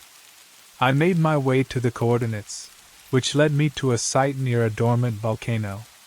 The readings from my instruments were strange, almost erratic. There was something deep beneath the surface, something that didn't belong. It was then that I found it. A set of perfectly arranged stones, scattered in a pattern I couldn't identify. They weren't naturally occurring. They were too symmetrical, too deliberate. Each stone was carved with a symbol, the same ones I had seen in the manuscript. I bent down to examine one, and the moment my fingers brushed against it, the ground beneath me shifted. I pulled back in shock, and a low rumble echoed through the air. A hidden chamber. I didn't know how or why, but I knew deep down that I had just uncovered the first real clue. This was no coincidence. The library, the memory system beneath the Earth's core, it was all real. But the rumble wasn't the only thing that unsettled me. As I stood there, staring at the stones, I couldn't shake the feeling that I wasn't alone. Someone, or something, was watching me. A rustle in the bushes, a fleeting shadow. I turned, but saw nothing. My heart pounded in my chest, and I knew then that I had crossed a line. I wasn't just uncovering history. I was about to learn something that maybe I wasn't meant to know. The tension that had been building since I first opened the manuscript now felt like a tangible presence. I wasn't sure if I should be excited or terrified. But one thing was clear. I had no choice but to keep going. Whatever was waiting for me down this path, I couldn't back out now. The clues were there, but so were the dangers. And I had no idea just how far this would take me. The day after the stone discovery, I couldn't shake the unease gnawing at me. It wasn't just the eerie feeling of being watched or the strange rumbling beneath the ground. It was the sudden, undeniable certainty that something larger was at play. My discovery, the clues, they had stirred up more than just curiosity. There was a force, hidden and powerful, trying to stop me. I could feel it closing in, inching closer with each step I took. I returned to the university with my findings, desperate to make sense of what I'd uncovered. I barely settled into my office when my phone rang. It was Professor Edwards, a colleague I'd once trusted, now sounding oddly urgent. "Emily, I think you've found something big. But be careful. he said, his voice tinged with what I could only interpret as fear. There are forces you don't understand, forces that want that information kept buried. I had no idea what he meant by that, but the ominous tone in his voice struck me. Edwards had always been a bit paranoid, but this was different. I felt an unfamiliar chill crawl down my spine as I processed his words. What are you talking about? I asked. I can't say more, but I'll meet you in person. We need to talk. Later that afternoon, I met with Edwards at a local cafe, my mind racing with possibilities. As soon as we sat down, he looked over his shoulder before speaking in a hushed tone. You're not the only one who's been looking into the Earth's core, he said. There are others, far more powerful, who have been tracking the very same information for decades. It's not just a hidden library you've found, Emily. It's something far more dangerous. His words hit me like a wave. Dangerous? How could the truth be dangerous? They want to control the information, Edwards continued. And they've been doing so for centuries. There's a reason this knowledge was buried, a reason why no one has been allowed to find it. The conversation left me shaken, but it also ignited something inside me. I was no longer just a curious geologist. I was now a part of something much bigger, and I couldn't back out. Edwards leaned in closer. They will come for you, Emily. They know you've found something important. You have to be careful. Watch your back. I left the meeting with a sense of dread, my mind buzzing with questions. Who were they? What were their intentions? Why had they hidden this knowledge in the first place? And what was it about the library that made it so dangerous? Edwards had spoken of hidden powers, but I had no idea just how far-reaching this conspiracy really went. That evening, I did what any rational person would do. I started to dig into the people Edwards had warned me about. I searched government records, old news articles, anything that might give me a lead. And that's when I found it, a pattern. A shadowy organization, whose name popped up in classified documents from the Cold War era. They were linked to geological research, secret excavations, and even more obscure projects involving deep Earth studies. It wasn't just a scientific interest. It was something more. And it all led back to the same thing, the Earth's core, and its hidden memory. The more I uncovered, the more I realized how deep the rabbit hole went. This wasn't just a matter of someone trying to bury a secret. This was a deliberate, ongoing effort to control and manipulate the knowledge stored in the Earth itself. The implications were staggering. If this organization had access to the memory library, they could shape history, rewrite the past, and control the future. Suddenly, I understood Edward's fear. The conspiracy I had walked into wasn't about mere discovery anymore. It was about power. And that power was far more dangerous than I could have imagined. As I sat in my office, piecing together the fragments of information, I heard a knock at the door. It was soft, almost imperceptible. I stood up, my heart racing. I didn't expect anyone. My office was supposed to be empty this late. I opened the door, but there was no one there. Just a small, unmarked envelope lying on the floor. My pulse quickened. It was addressed to me, but there was no name on the front, just the same strange symbols from the manuscript. I bent down to pick it up, and the moment my fingers touched the envelope, the hairs on my neck stood up. Inside, there was a single, typed message. Stop searching, or it will be your last. The note had no signature, no explanation, just a clear threat. I didn't know who had left it, but I knew one thing for sure. The forces behind this conspiracy weren't just watching me, they were already steps ahead. I had only two options: back down and let them win, or continue my search for the library, no matter the cost. The choice was clear, but the consequences were still unknown. The note lay on my desk, its message imprinted in my mind. Stop searching, or it will be your last. The threat felt like a weight pressing down on my chest, but it wasn't enough to scare me into stopping. If anything, It fueled my determination. Whoever was behind this conspiracy wanted to silence me, to bury the truth before I could expose it. And that made me more certain than ever that I was on the right track. The next few days were a blur. I dug into every scrap of information I could find. I began to look into anyone who had shown interest in the Earth's core over the years.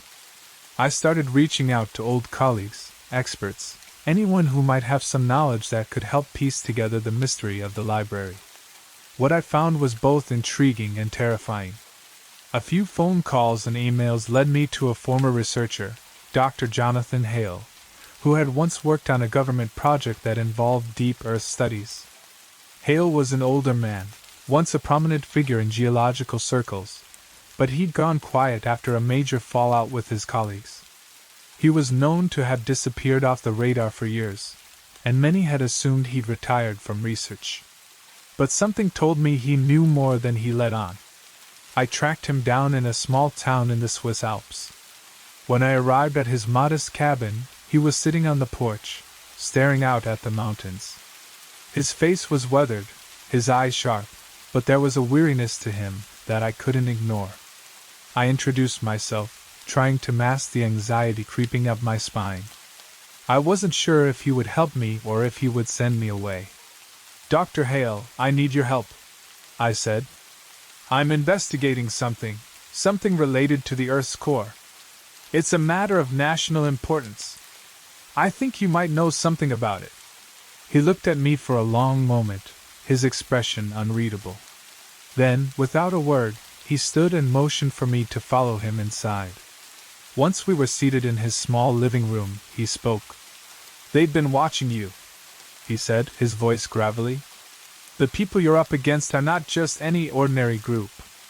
They've been hiding the truth about the Earth's core for decades. They've known about the library for much longer than anyone realizes." Hale's words sent a shiver down my spine. I had suspected as much, but hearing it confirmed by someone who had been involved in the research made it all the more real. He went on to explain that he had worked on a project funded by the government, a project that aimed to explore the deepest reaches of the Earth using cutting-edge seismic equipment. The goal had been to study the structure of the core, but what they had uncovered was far more than they bargained for. "We found something," Hale said, his eyes narrowing. "Something unnatural. A resonance deep within the Earth. It wasn't like anything we'd seen before. It was alive. The energy readings were off the charts. But the higher-ups shut the project down before we could investigate further. They told us it was too dangerous, that we were chasing shadows. But I knew better." I leaned forward, my heart racing. This was it. The first real confirmation that something extraordinary was hidden beneath the Earth's surface. Hale continued, his voice growing softer. "They know about the library, Emily. But they've been controlling it, keeping it locked away. They've been using it to manipulate history, to hide the truth from the public.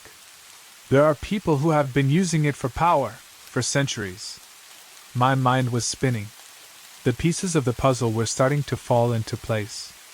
This wasn't just about a library of memories. It was about control. About holding the power to shape the narrative of humanity's history. "We couldn't get close to the core," Hale continued. "But I'm convinced that there's more to it. I'm convinced that there's a way to access the library. If you find it, you'll have to be prepared. This isn't just an academic pursuit anymore. It's a battle for control over the very fabric of human knowledge." The weight of his words hit me like a ton of bricks. Hale's warning hung in the air, thick and heavy, but I didn't have time to dwell on it. There was too much at stake now. "Where do I go from here?" I asked, my voice steady despite the chaos inside me. "What's the next step?" He hesitated for a moment before answering. "The library is real. But it's more than just a place. It's a system, a network of memory, of thought. The Earth's core is the key. You need to get closer, deeper than anyone's ever gone before. There's a cave system in the mountains of Tibet. It's been a place of strange geological anomalies for centuries. I think it's connected to the library, but you won't be the only one looking for it. Be ready. I left Hale's cabin with a renewed sense of purpose, but the road ahead felt more dangerous than ever. The conspiracy was deeper, darker, and more powerful than I had imagined. The more I learned, the more I realized how little I knew. And the more I understood, the more I could feel the eyes of the opposition on me. I wasn't just uncovering the past. I was stepping into a war. The journey to uncover the truth about the Earth's core and its hidden library was only just beginning. And I had no idea what horrors or revelations awaited me in Tibet. I didn't waste any time after speaking with Dr. Hale. Tibet was the next destination, and I was driven by a single purpose: to uncover the truth. I felt like I was on the brink of something monumental, but with each passing day, the stakes seemed to grow higher. The more I learned, the more I realized that this wasn't just about a hidden library. This was about rewriting history itself. I landed in Lesau with only a rough map Hale had given me and the knowledge that time was not on my side. The cave system in Tibet wasn't well documented, not by any modern expedition, at least. Over the centuries, various accounts of strange occurrences near the mountains had popped up, ancient writings, cryptic warnings, but nothing concrete. It was all rumor and myth until now. The local guides were wary of taking me anywhere near the caves. They had heard the stories, of course. They spoke of the mountain as if it was cursed. But when I showed them Hale's coordinates and shared my discoveries, they agreed to take me up the mountain. There was no turning back now. The trek up the mountain was brutal. The altitude and rugged terrain slowed me down, but I kept pushing forward, determined to find what was hidden beneath the Earth's surface. Days passed before we reached the entrance to the caves, and the moment I laid eyes on it, something shifted inside me. It was as if the mountain itself was watching us, waiting. The entrance was covered by a thick veil of moss and vines, but as we cleared it away, the cave revealed itself. The opening was wide enough to fit a small group of people, but once inside, the temperature dropped. It wasn't just the chill of high altitudes. It was something deeper, almost unnatural. As we ventured further into the cave system, the walls began to change. The smooth, dark rock gave way to crystals, clear and sharp, embedded in the rock like frozen memories. I couldn't understand it at first. The crystals were unlike anything I'd seen in my years of research. They weren't just part of the geological landscape. They were arranged in patterns. There were symbols carved into the walls, much like those I had seen in the manuscript, but they were much older. The designs seemed to pulse with an eerie glow, reflecting light in ways that shouldn't have been possible. I felt it again, that strange connection, the pull, the sense that the cave was more than just a natural formation. The further we went, the clearer it became. This was no ordinary cave. It was as if I had stumbled upon a living structure, one that had been waiting for me. And then I saw it, at the heart of the cave, nestled between two massive crystalline formations, was an object unlike anything I could have imagined. It was a slab, smooth and translucent, like a mirror that had been placed with incredible precision. But it wasn't the material of the slab that caught my attention. It was the symbols etched into its surface. They matched the ones from the manuscript, the same ones I had studied endlessly. I approached it cautiously, my heart pounding in my chest. The slab seemed to hum, faintly, as if it were alive. The closer I got, the more I could feel the energy emanating from it. The air around me shimmered, charged with an invisible force. Without thinking, I reached out, my fingers brushing against the surface. The moment I made contact, the world around me seemed to warp. A flood of images rushed through my mind, flashes of moments, of lives, of memories that were not my own. I saw the rise and fall of civilizations, the quiet moments of human life, the joy and the pain, all unfolding before me. The slab was the library, I realized. It was a living record of every human thought and experience. I pulled my hand back, gasping for breath. The images faded, but the connection remained. I had accessed it. I had touched the memory of humanity itself. But as I stood there, overwhelmed by the enormity of what I had just witnessed, I heard something, a faint echo in the distance. Footsteps. And they weren't mine. My pulse quickened as I turned to look, but the cave was still, eerily silent, except for the distant sound of someone, or something, approaching. The realization hit me like a ton of bricks. I wasn't alone. The echo of footsteps continued to grow louder, more distinct. I couldn't shake the feeling that someone was closing in on me, someone who had been watching, waiting. I turned, heart racing, and scanned the darkness of the cave. The glow from the crystalline walls cast strange, shifting shadows, making it hard to distinguish the source of the sound. My hand instinctively went to the flashlight hanging from my waist, but I knew that even the brightest beam would be useless in a place like this. For a moment, the sound of footsteps stopped. An unsettling silence stretched through the cave. I felt my breath catch in my throat as I waited, listening. Then, just as suddenly as it had ceased, the noise resumed, much closer this time. My instincts kicked in. I had to leave. Whoever was coming, they weren't here by coincidence. They were here because of me. I had to move before it was too late. I glanced back at the slab, now pulsing with an energy that felt almost like a heartbeat. I knew I couldn't leave without understanding it fully, but I also couldn't ignore the feeling that I was being hunted. I made my decision. I turned, moving swiftly through the winding cave, my flashlight trembling in my hand. My mind raced, trying to process what I had just experienced. The slab, the crystalline object, it wasn't just a storage device for memories. It was connected to something far older, something that stretched back to the very origins of humanity. I had accessed more than just memories. I had glimpsed a part of human history that no one, not even the most seasoned archaeologists, had ever known. But how? How had it been hidden away for so long? As I hurried through the darkened tunnels, I remembered something Hale had said. The library is not just a place. It's a system, a network of memory. The more I thought about it, the clearer it became. This wasn't just a library of human history. It was something far more significant. It was a key to understanding the true origins of our species. I reached a fork in the cave system, and for a moment, I stood still, weighing my options. One path led deeper into the labyrinth, while the other led back toward the entrance.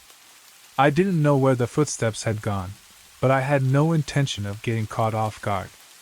I chose the deeper path, hoping it would lead me to answers, but also knowing I might be walking right into danger. As I descended further into the heart of the mountain, the air grew colder, the walls more crystalline. The deeper I went, the more it felt like the cave was alive, as if the stones were watching me, reacting to my presence. The symbols etched into the walls became more intricate, more detailed, almost as if they were telling a story. It was then that I noticed it. A larger chamber, hidden in the depths of the cave, partially obscured by a veil of mist. The entrance was guarded by massive stone pillars, each carved with the same symbols I had seen on the manuscript, on the slab. But there was something different about this place. The chamber radiated a strange energy, like a faint, low hum that I could feel in my chest. It felt sacred, as though it had been untouched for millennia. I stepped inside, my footsteps muffled by the thick dust on the floor. The walls of the chamber were covered in intricate carvings, not just of symbols, but of scenes. Scenes of ancient civilizations, long forgotten, but their stories immortalized in stone. People, places, events, all captured in this strange, ancient language. I couldn't understand the full meaning of the carvings, but I could feel their significance. This was a record of humanity's past, a record of everything we had ever done. And it wasn't just a passive memory, it was alive, it was conscious, and it was waiting for someone to unlock its secrets. In the center of the chamber stood a massive stone altar, covered in a thick layer of dust. I approached it cautiously, feeling the weight of centuries pressing down on me. The altar was unlike anything I had ever seen. It was as though it had been carved from the very heart of the earth, its surface smooth and polished despite the age of the stone. Suddenly, I was overcome by an overwhelming sense of connection. The slab, the symbols, the chamber, it all made sense now. The library was not just a record of human history. It was the memory of Earth itself. The Earth had been recording every moment, every thought, every action, and had stored it deep within its core. This place, this chamber, was the key to unlocking that memory. But I wasn't the only one who had come to this realization. As I reached out to touch the altar, I heard a voice. Low. Cold. It wasn't a voice I recognized, but I knew it was not a voice of comfort. Stop, the voice said, its tone dark and commanding.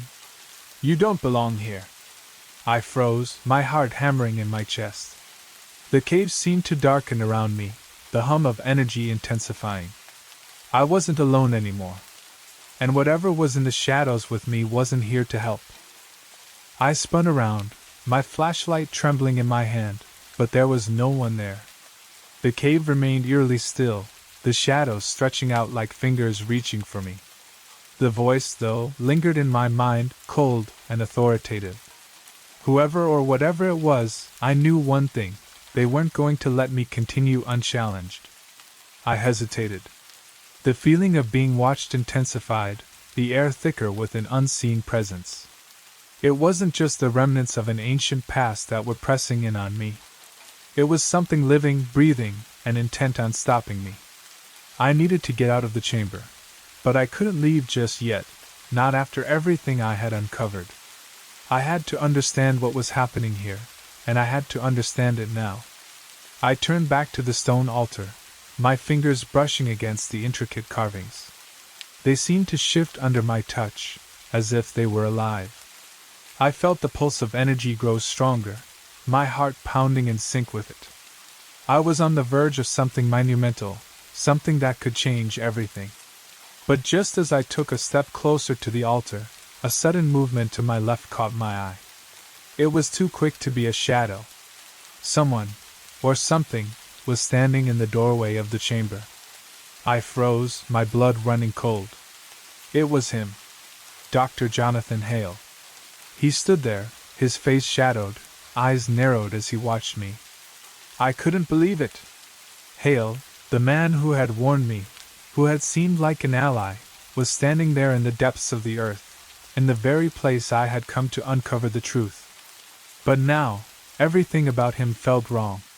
His posture, his expression, they were different, colder, like he had become something else entirely. Dr. Hale? I asked, my voice shaking. What are you doing here? He didn't answer at first. He just stared at me, his eyes calculating, unreadable. Then, in a voice I didn't recognize, he said, You should have stayed away, Emily. You never should have come. The words hit me like a punch. The friendly, supportive colleague I had once trusted was now a stranger. And as the silence stretched between us, I began to realize something that sent a chill down my spine. He wasn't here to help. He was here to stop me. You're with them, aren't you? I asked, my voice barely above a whisper. The ones who have been controlling this history. His lips curled into a thin smile, but it didn't reach his eyes. It's not just about controlling history. It's about protecting it, Emily. The truth is dangerous. You don't understand what you're dealing with. A bitter laugh escaped me. And you do? After all the warnings, after everything, you still think you're protecting something? You're part of the problem, Hale. He took a step closer, his eyes hardening. You don't know what you've unleashed. The library isn't just a record, Emily. It's a weapon. And the world is not ready for it. The pieces began to fall into place. Hale wasn't just part of the organization that sought to suppress the truth. He was deep in it, one of the architects of the conspiracy I had been unraveling. The same organization that had kept humanity in the dark for centuries, that had manipulated the very fabric of history, was now trying to eliminate me, to stop me from accessing the library's knowledge. I took a step back, trying to collect myself. My mind was reeling, but there was no time to dwell on Hale's betrayal. He had already made it clear he wasn't going to let me continue. I had to act fast. I turned to leave, but Hale was quicker. He moved to block the entrance, his body blocking the only way out. "You're not going anywhere," he said, his voice steady, devoid of any compassion. "Get out of my way," I said, trying to keep my voice calm, but the adrenaline coursing through me made my words feel sharp. "I'm not going to stop. You're not going to stop me." Hale's face darkened. "Then you'll have to face the consequences." I didn't have time to argue. I was trapped in the cave with Hale, and I knew that the organization he represented wouldn't let me walk away from this. I had walked right into a trap, and now the truth I sought was slipping further from my grasp. But I wasn't going to give up that easily. I had come too far. The library, the knowledge it contained, it was too important to let go. Hale's betrayal had only strengthened my resolve. I knew what I had to do. I had to confront him, stop him, and make sure that the truth reached the surface before it was buried forever. As Hale moved closer, I glanced around, looking for anything that could give me an advantage. My eyes fell on a jagged rock formation nearby. It wasn't much, but it was enough. I had to take my chances. Without warning, I darted to the side, grabbing a large stone from the ground. The moment I did, Hale lunged at me, but I was faster. I swung the stone with all my strength, hitting him square in the chest. He stumbled back, momentarily stunned. But he didn't stay down for long. His expression twisted in fury, and I knew I didn't have much time before he recovered. I had to make my move now. The moment I struck Hale, I felt an overwhelming rush of fear and adrenaline. I had no time to dwell on the shock of the betrayal, the confusion of my emotions. I had only one thought: escape. He had been part of this conspiracy from the start, and now that I knew too much, I was a threat to him and everything they had been hiding for centuries. I darted around him, my heart pounding, pushing through the pain in my legs from the long trek up the mountain. I needed to get out. The library was within my grasp, and the truth was just on the other side of the cave. But I couldn't stay here, not with Hale recovering, not with his organization closing in. "Emily, don't make this harder than it has to be." Hale's voice rang out, cold and filled with a sinister calm. He stood, brushing the dust off his clothes, his eyes narrowing with malice. "You're not getting out of here. You think you can just walk away from this? From everything we've built?" I didn't answer. Instead, I turned, scrambling toward the entrance, knowing that if I didn't move now, I would never make it out. The cave was vast, but the exit was still a good distance away, and the walls behind me were slowly closing in with the sound of Hale's pursuit. I could hear his footsteps echoing behind me as I sprinted through the narrow passageways, the beam of my flashlight flickering with every step. I felt the weight of his words pressing down on me. His warning wasn't just about my escape. It was about the consequences of revealing what lay beneath the earth. The library wasn't just a historical record, it was a power, an undeniable force that could reshape the world. I had to stop and remind myself why I had come this far. I wasn't running just for my life. I was running to expose the truth. As I neared the entrance, the air grew warmer, and the light from the cave's mouth illuminated the jagged rocks that marked the beginning of the outside world. Just as I thought I was free, I heard a sound that made my blood run cold, a sharp, crackling noise, followed by a voice that was unmistakable. "You can't outrun the truth, Emily." I whipped around just in time to see Hale standing at the mouth of the cave. He had caught up to me faster than I expected. His face was calm, almost pitying. It was as if he was preparing for the inevitable, like he already knew what would happen. I wasn't sure if that scared me more than his betrayal itself. "I don't want to hurt you," he said, his voice softer now, almost pleading. "But if you expose this, If you let anyone know the truth, it will destroy everything. It will destroy the foundation of everything we've built, Emily. It's too dangerous. No one is ready for it. I stopped, my breath ragged, and faced him, my mind racing. His words echoed in my head, but they didn't hold the power they once had. I was past the point of no return. The library, the knowledge, it wasn't just some abstract theory anymore. It was a tangible reality, and I knew that it couldn't be hidden any longer. "You're wrong, Hale," I said, my voice steady despite the fear clawing at my chest. "The world deserves to know. This knowledge, it's not just for you or for your organization to control. It belongs to everyone." He shook his head, his eyes filled with a mixture of frustration and regret. "You don't understand. The library doesn't just store memories, Emily. It shapes them. It's not just the history of humanity. It's a tool. A weapon that can rewrite the very essence of reality itself." I felt a chill run through me at his words. I had suspected it, but hearing him confirm it made the weight of what I was dealing with even heavier. The library wasn't just a record. It was a force, something that could be wielded, manipulated. It wasn't just a passive archive of human history. It was alive, conscious, capable of being bent to whoever controlled it. And Hale had been part of that control for years. I had only one option left. I had to stop him. I had to stop the organization from using the library as a tool to control the world. Before he could move again, I took off toward the outside, my legs screaming as I pushed forward. The sunlight was a welcome sight, the fresh air filling my lungs like a rebirth. But I didn't stop. Hale was too close, and he wouldn't let me get away. I needed to think. I needed to outsmart him.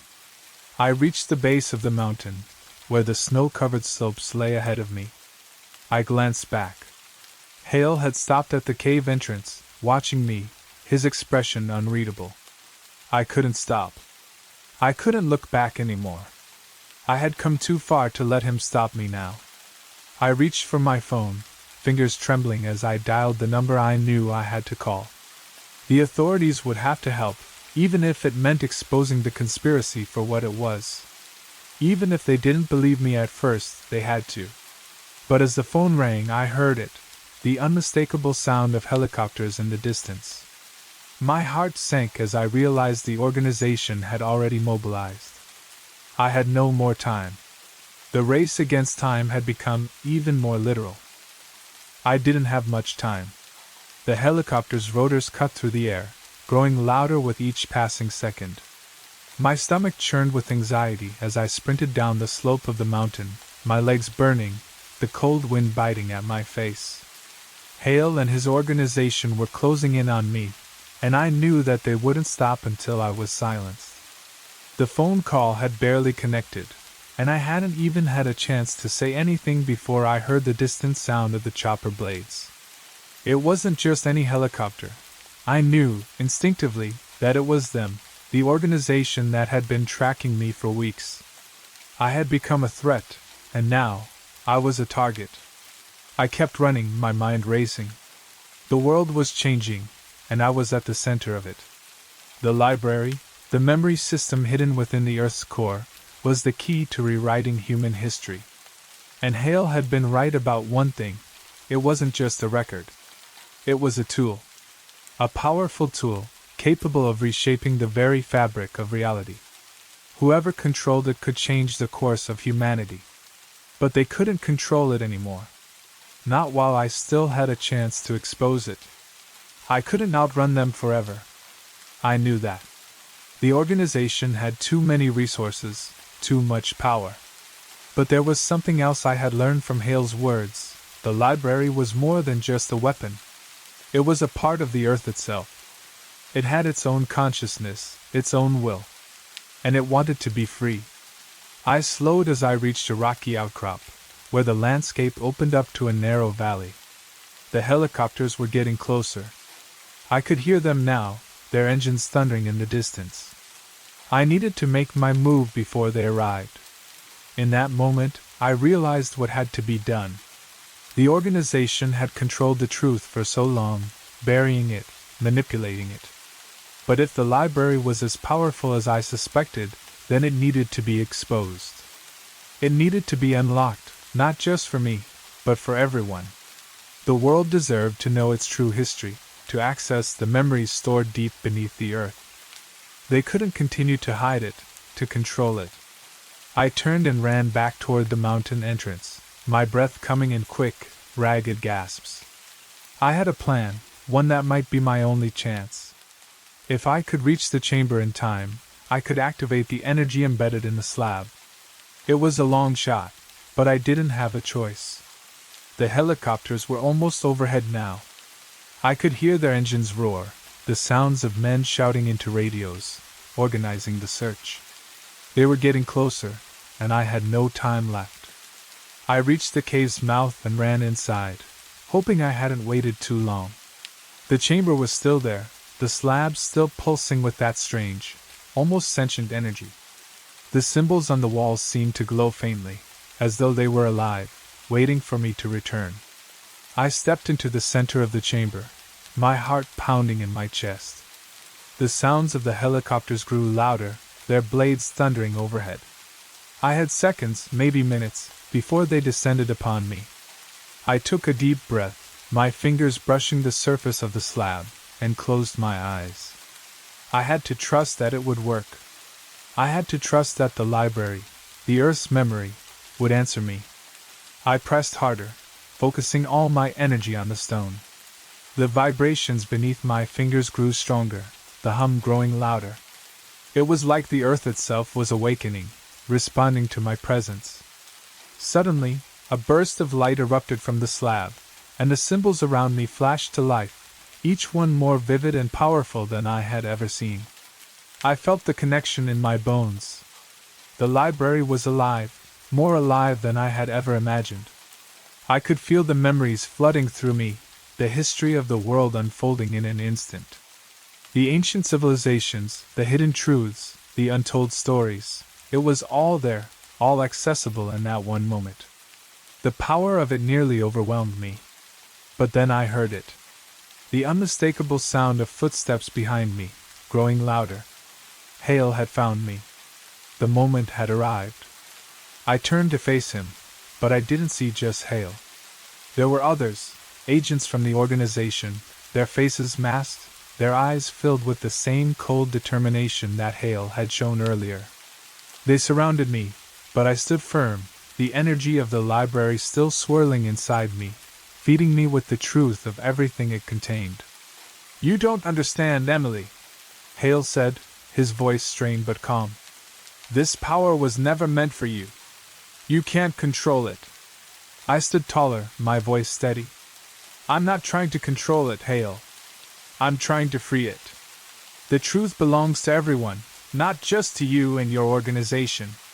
You can't keep it locked away forever."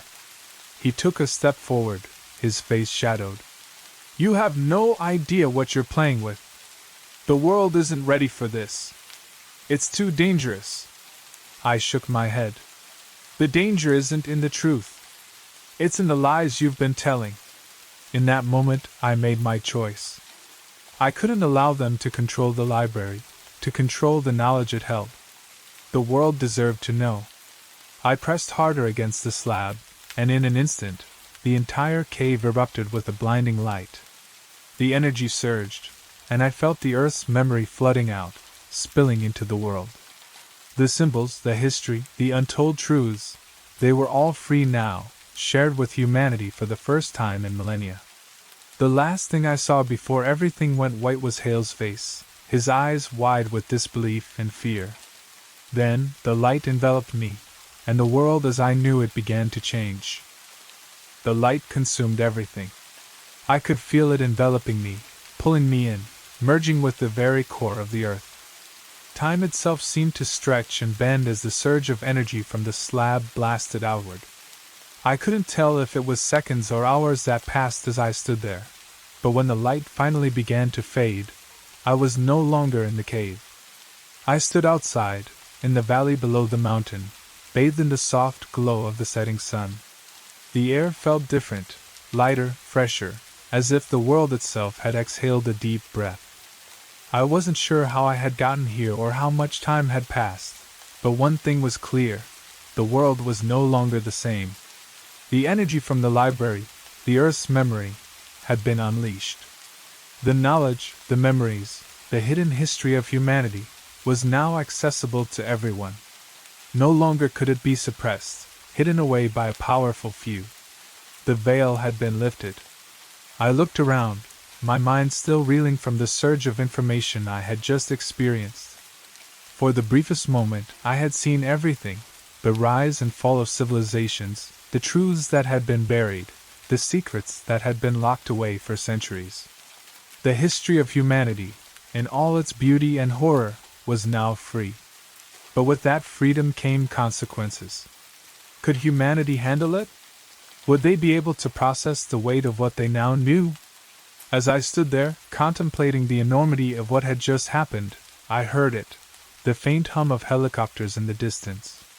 They were back. The organization wasn't going to give up that easily. They had been preparing for this moment, just as I had been. But now, with the truth released, they were powerless. I turned and saw them, Hale, along with the men who had surrounded me earlier. Their faces were no longer masked, but the expressions on their faces were unmistakable. Fear, panic, disbelief. They had been part of this conspiracy for so long, controlling the information, bending history to their will.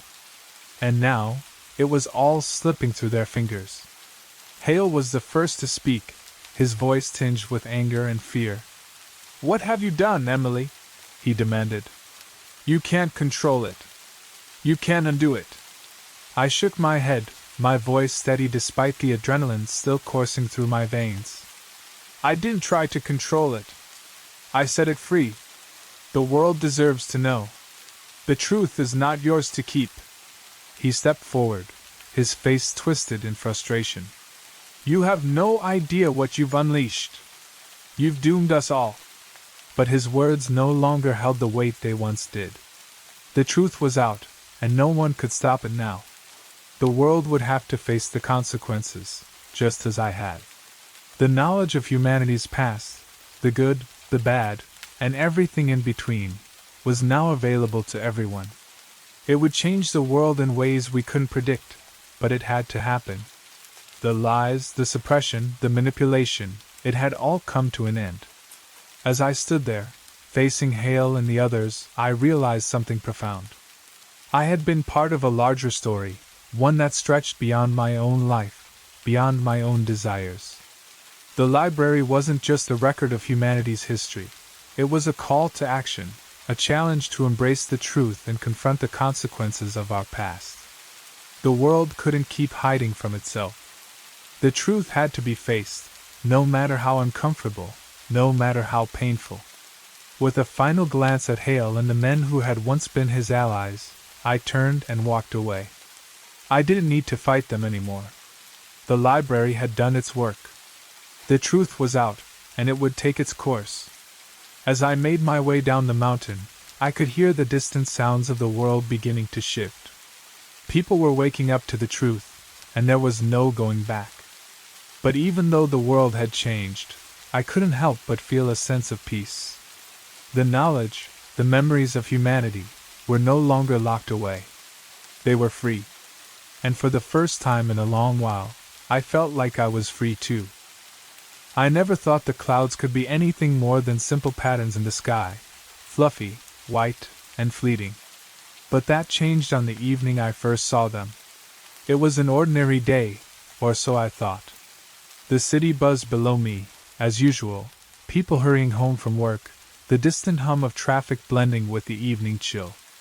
But there I was, standing on the rooftop of my small apartment building, gazing up at the sky, my mind preoccupied with 1,000 other things. I should have been studying the stars, focusing on my research, but something about the clouds that day caught my eye.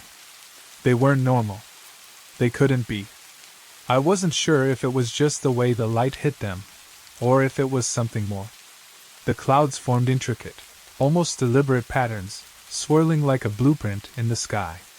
It was as if the universe had painted a map just for me. I stepped closer to the edge of the roof, squinting to get a better look. The design shifted, as if alive. For a brief moment I thought I saw shapes, maps, almost like trails across different landscapes, too structured to be random. My heart raced. I couldn't look away. My mind struggled to make sense of what I was seeing. Was it an optical illusion, a trick of the light? Or was there something far more profound at play? As an astronomer, I had spent my life searching for answers in the stars, seeking the mysteries of the cosmos. But this was different. This was on Earth, just above me, something I had never even considered. Could the clouds be showing us something beyond our world? It wasn't just that they looked strange. It was the feeling that washed over me, like something ancient and forgotten was calling out, something hidden in plain sight. For a moment, I had the irrational urge to step into the sky, to follow the map laid out before me. I shook my head, trying to clear the thought. I was being ridiculous. But that night, as I sat at my desk with a cup of cold coffee, the image of those clouds lingered in my mind. I pulled out my old textbooks, flipping through pages of weather patterns, ancient cloud studies, and celestial maps. Nothing that matched what I had seen. It was as if the answer was just out of reach. I had to know more. I spent the next few days looking for anything that could explain what I had witnessed. I visited libraries, pored over old manuscripts, and even reached out to colleagues.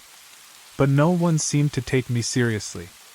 "Clouds don't work like that," one professor had laughed when I told him about my discovery. "They're just vapor. Random patterns. Forget about it." But I couldn't. I didn't know why, but something inside me told me that the clouds weren't just patterns. They were maps. Ancient maps, perhaps. Maps to something beyond our own world, hidden somewhere in the vastness of space. That's when I found it.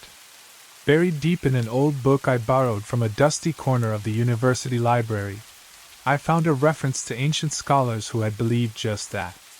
The clouds were not random at all. They were celestial blueprints, meant to guide cosmic travelers, showing paths to other worlds. I could hardly believe it. But there it was, in black and white. The pattern in the sky, a lost guide to other realms. My pulse quickened as I skimmed the pages. The text described a long-forgotten civilization that believed the clouds were a way to navigate between dimensions. The idea seemed absurd. But the more I read, the more I realized that this wasn't a mere superstition. It was a theory that had been considered by some of the greatest minds in history. But why had it been lost? Why had no one talked about this before? That night I couldn't sleep. I kept replaying the patterns I'd seen in the clouds, trying to make sense of them. I knew I had to dig deeper, to learn more. This wasn't just a curiosity anymore. This was a mystery, one that, somehow, I was meant to solve. But there was a price. I could feel it. The moment I made the decision to continue, I was already in too deep. The clouds weren't just telling a story. They were showing me a map to other worlds. And I was about to follow it. The following days felt like a whirlwind of late nights and relentless searches. I couldn't get the thought of those clouds out of my head, their intricate patterns haunting my every thought.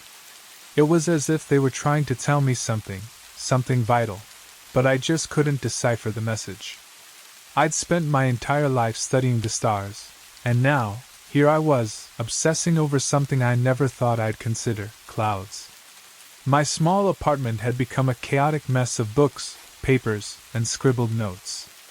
Every resource I could find was being devoured, each page offering fragments of information that barely seemed to fit together. It was frustrating, exhausting. But that frustration didn't stop me. I had to know the truth. It was during one of these late nights, with a pile of ancient weather manuscripts scattered across my desk, that I found it, a name that made my blood run cold. The name was tucked in the margins of a page, a single sentence hidden among obscure references to ancient civilizations, The celestial pattern of Eridani. I stared at it. Eridani. It wasn't just some myth. The name struck a deep chord within me. In my years of research, I had encountered it before, a reference to the star system Epsilon Eridani, often mentioned in texts related to ancient astronomical phenomena. Could there be a connection between this system and the clouds? I couldn't dismiss the possibility. This was a lead, and it felt real.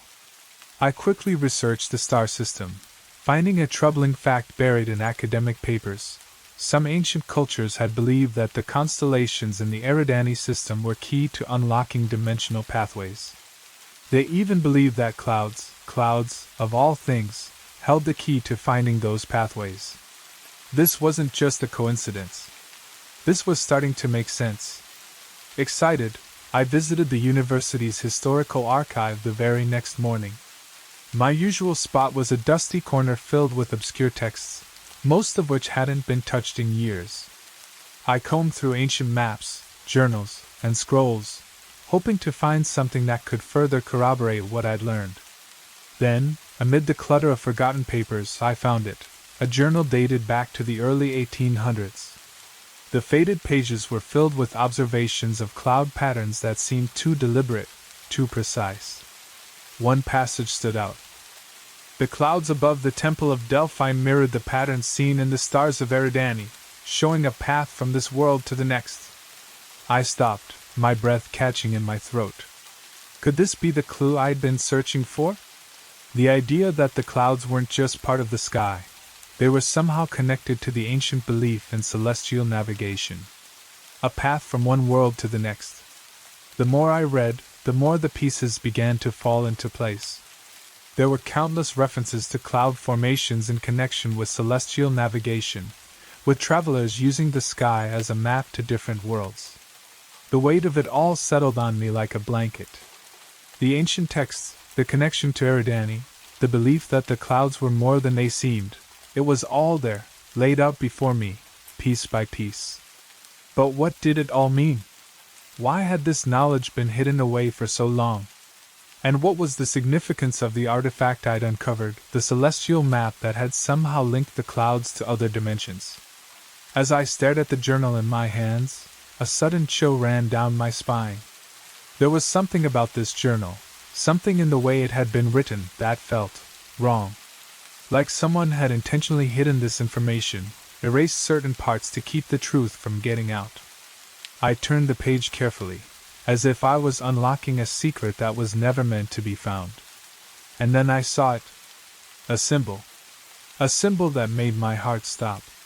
It was the same symbol I had seen etched into the walls of the temple ruins I'd visited months ago. The very ruins where I'd found the artifact that had led me down this path. It was no longer just a theory. I was connected to something bigger than I had ever imagined.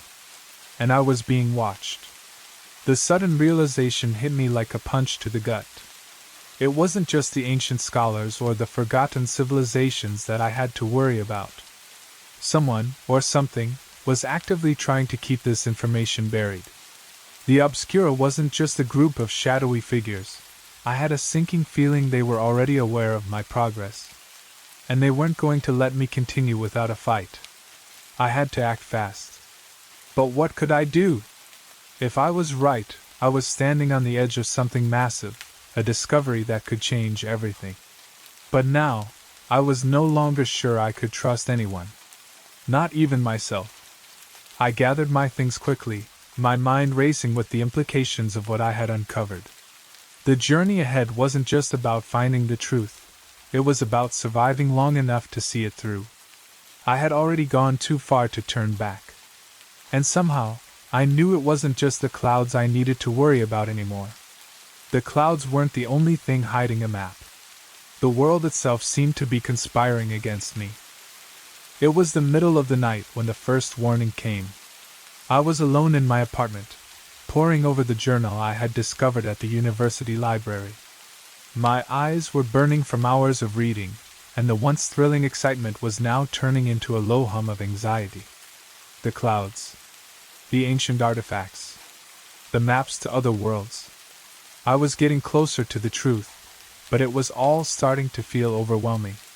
I leaned back in my chair, stretching my tired muscles, when I heard it, a soft knock at my door. It wasn't unusual for someone to come by at this hour. I had a few colleagues who often visited late to discuss work. But this knock felt different, deliberate, calculated. The hairs on the back of my neck stood up. I hesitated, feeling the uneasy weight of the moment. Slowly, I stood up and approached the door, my heart racing.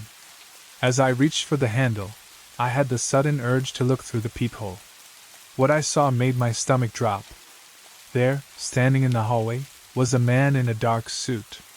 His face was unreadable, his posture stiff and commanding. I didn't recognize him, and that unsettled me even more. I stepped away from the door, my mind racing. Should I open it? Should I ignore it? In a panic, I grabbed the journal and shoved it into the drawer of my desk. My fingers were shaking as I locked the drawer. I wasn't sure why, but something told me that whatever was going on, it had to do with the research I had uncovered. I wasn't just uncovering history. I was digging into something much darker, something that people didn't want found. The knocking continued, more insistent now. A voice, smooth, but with an edge of something cold, came through the door. "Ilara, I know you're in there. Open up." My breath caught. How did he know my name? Who was this man? My mind raced back to everything I had read, everything I had discovered. Then it hit me, the Obscura. The shadowy organization that seemed to have a hand in everything I had uncovered. They were real, and they were after me. This man wasn't just a visitor, he was sent by them. I backed away from the door slowly, trying to keep my movements calm. The Obscura wasn't a conspiracy anymore. It was a very real and dangerous force, one that wanted to silence anyone who dared uncover the truth. I had heard whispers about them, of course. Rumors of a powerful group that controlled knowledge, of people who had vanished mysteriously after getting too close to secrets they shouldn't have known. But I never thought I would become one of their targets. I wasn't some government agent or high-ranking official. I was just a researcher, a curious mind trying to unlock the mysteries of the universe. Or so I thought. But now I was tangled in something much bigger. The Obscura wasn't just a bunch of conspiracy theorists. They were a well-established, powerful entity. They had been around for centuries, pulling strings from the shadows, and they had no intention of letting me continue my research. The man at the door knocked again, more forcefully this time. "Ilara," he said, his voice low and dangerous. "You don't know what you're dealing with. Open the door, and we can talk." But I wasn't ready to face whatever that conversation would lead to. I couldn't. I wasn't prepared to be dragged into their world of lies and control. I knew that if I let him in, I was making a choice, one that could change everything. So, I didn't answer. I backed away from the door and grabbed my phone, quickly texting a friend at the university for help. But deep down, I knew there was no real safety for me anymore. I had already crossed the line. The knocking stopped, but I didn't breathe a sigh of relief. Instead, I rushed to the window, pulling the blinds back just enough to peer outside. The man was still standing in the hallway, staring directly at my window. His eyes met mine through the glass, cold and unblinking. It was as if he knew I was watching. A chill ran through me. I could almost feel the weight of his gaze on me, knowing that he wasn't going to give up. I quickly moved away from the window, my thoughts racing. I had to leave. I had to get out of here. I couldn't stay in my apartment any longer. I grabbed the essentials, my laptop, my research, the journal I had found. I shoved them into my bag and made my way out the back door, my mind spinning with panic and confusion. But even as I ran through the alley behind my building, I knew that I wasn't running from just one man. The Obscura was everywhere. They were already aware of my every move. I had crossed the line I couldn't uncross. The information I had found, the knowledge about the clouds and the artifact, it was too much. Too dangerous. They would stop at nothing to make sure I never shared what I knew. And they wouldn't be the only ones watching me. I barely slept that night. My mind was a storm of thoughts, racing a mile a minute as I tried to process everything that had happened. The man at the door, his cold gaze, the quiet but unshakable sense of danger, these things were no longer abstract fears. They were real. I was being hunted. And I had no idea just how far the obscura's reach went.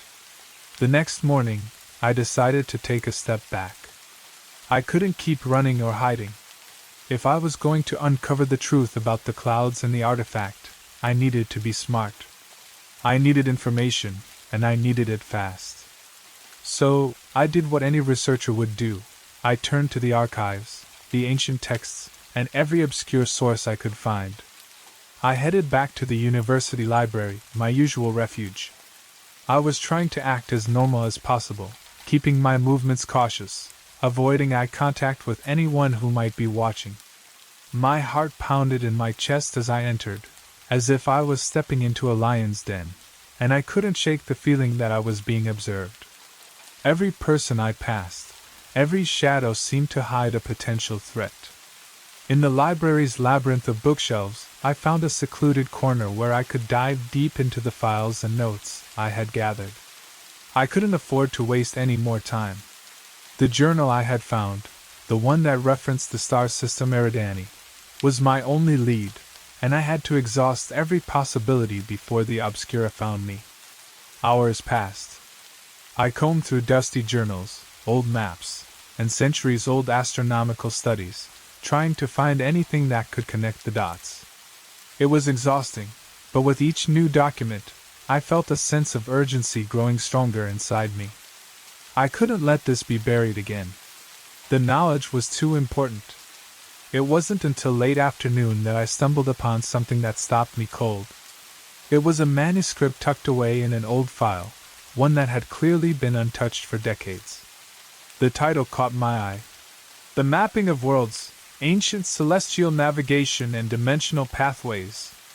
My pulse quickened as I leafed through the pages, finding diagrams of star maps, detailed observations of cloud formations, and strange references to cosmic travelers, beings who supposedly used the clouds as guides to navigate through different dimensions. The text was riddled with cryptic symbols and obscure references, but as I dug deeper, I realized that some of the symbols were eerily familiar.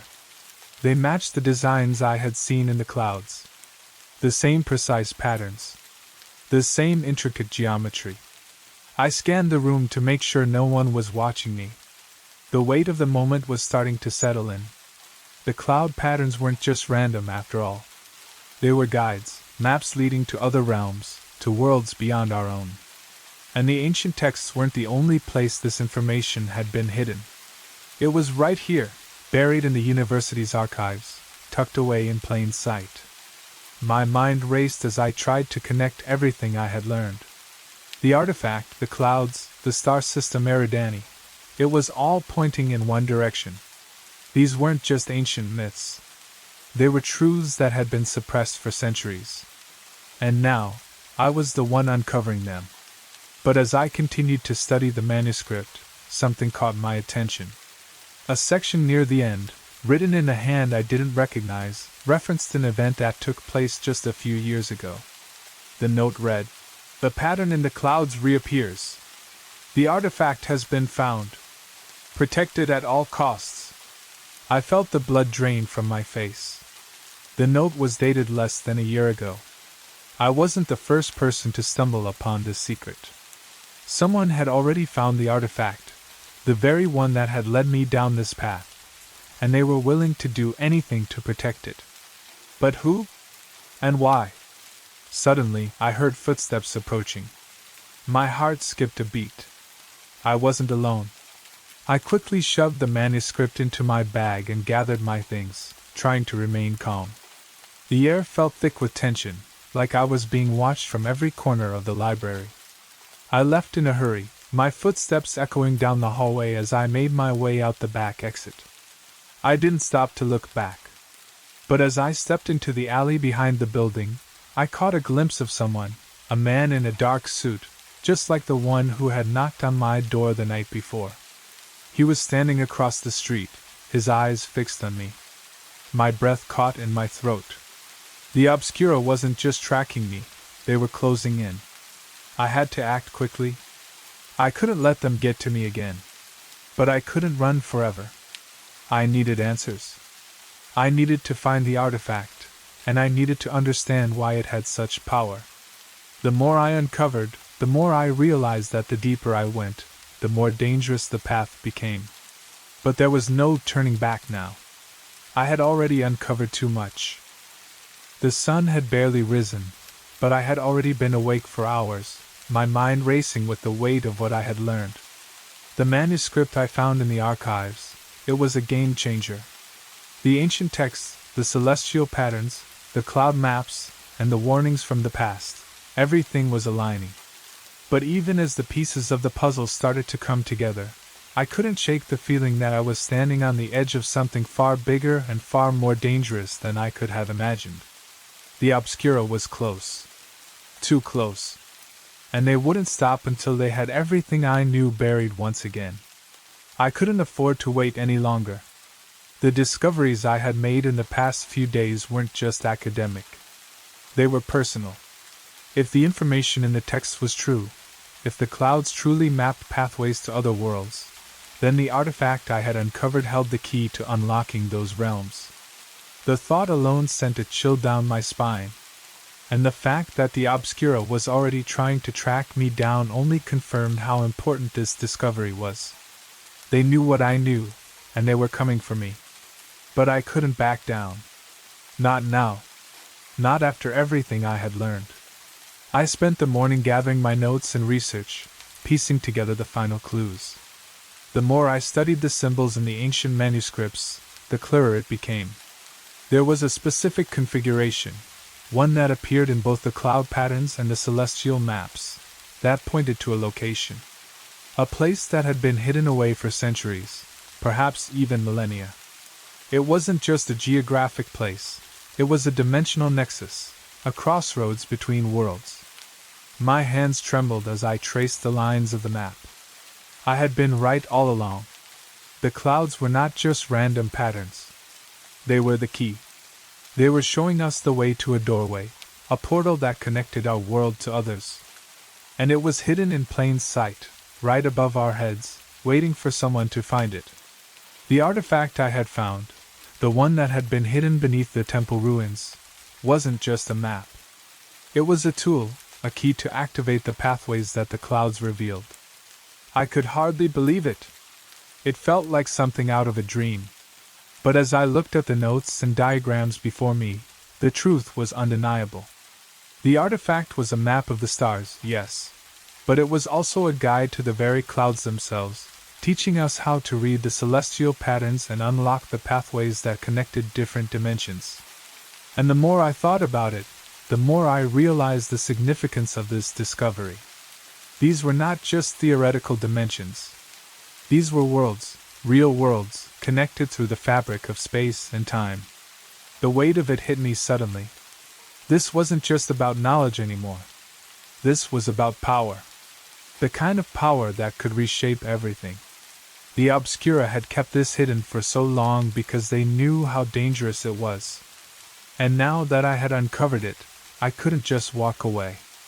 I had to see it through. I grabbed the artifact and ran my fingers over the cool surface. The markings on it were familiar now, part of the celestial map, part of the key to opening the pathways. It was all coming together. There was a specific alignment I needed to follow. The clouds, the stars, the artifact, it all led to one place. A place that had been forgotten by time. I didn't know what I'd find when I got there. But I had no choice. I had to go. The world, my world, was on the brink of something I couldn't yet understand, and I was the only one who could uncover the truth. I wasn't sure what awaited me at the end of this journey, but I knew I couldn't face it alone. I packed my things quickly and headed out, feeling the familiar rush of adrenaline coursing through me. Every step felt like a countdown, as though time itself was urging me forward. I had no idea where the path would take me or what I'd find when I arrived, but I knew one thing for certain. I was about to uncover something that would change everything. I was ready to face whatever came next, no matter the cost. I barely had time to process everything that had just happened before I found myself standing at the edge of a cliff, staring out into the vast expanse of the unknown. The map had led me here, to a secluded part of the mountains, far from the city, far from any place I knew.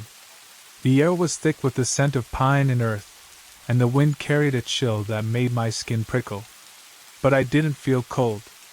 I felt something else, something much stronger, something that seemed to pulse in the air around me. I turned the artifact over in my hands, the smooth surface cool against my fingers. For the first time, I understood its true purpose. The markings weren't just decorations or symbols. They were instructions. They were a guide. I had spent so long thinking it was merely a celestial map, a tool for navigation through the stars. But it was more than that. It was the key. A key to unlocking the paths between dimensions. I studied the clouds above me, their ever-changing patterns floating gently across the sky. I had learned that these weren't just random formations.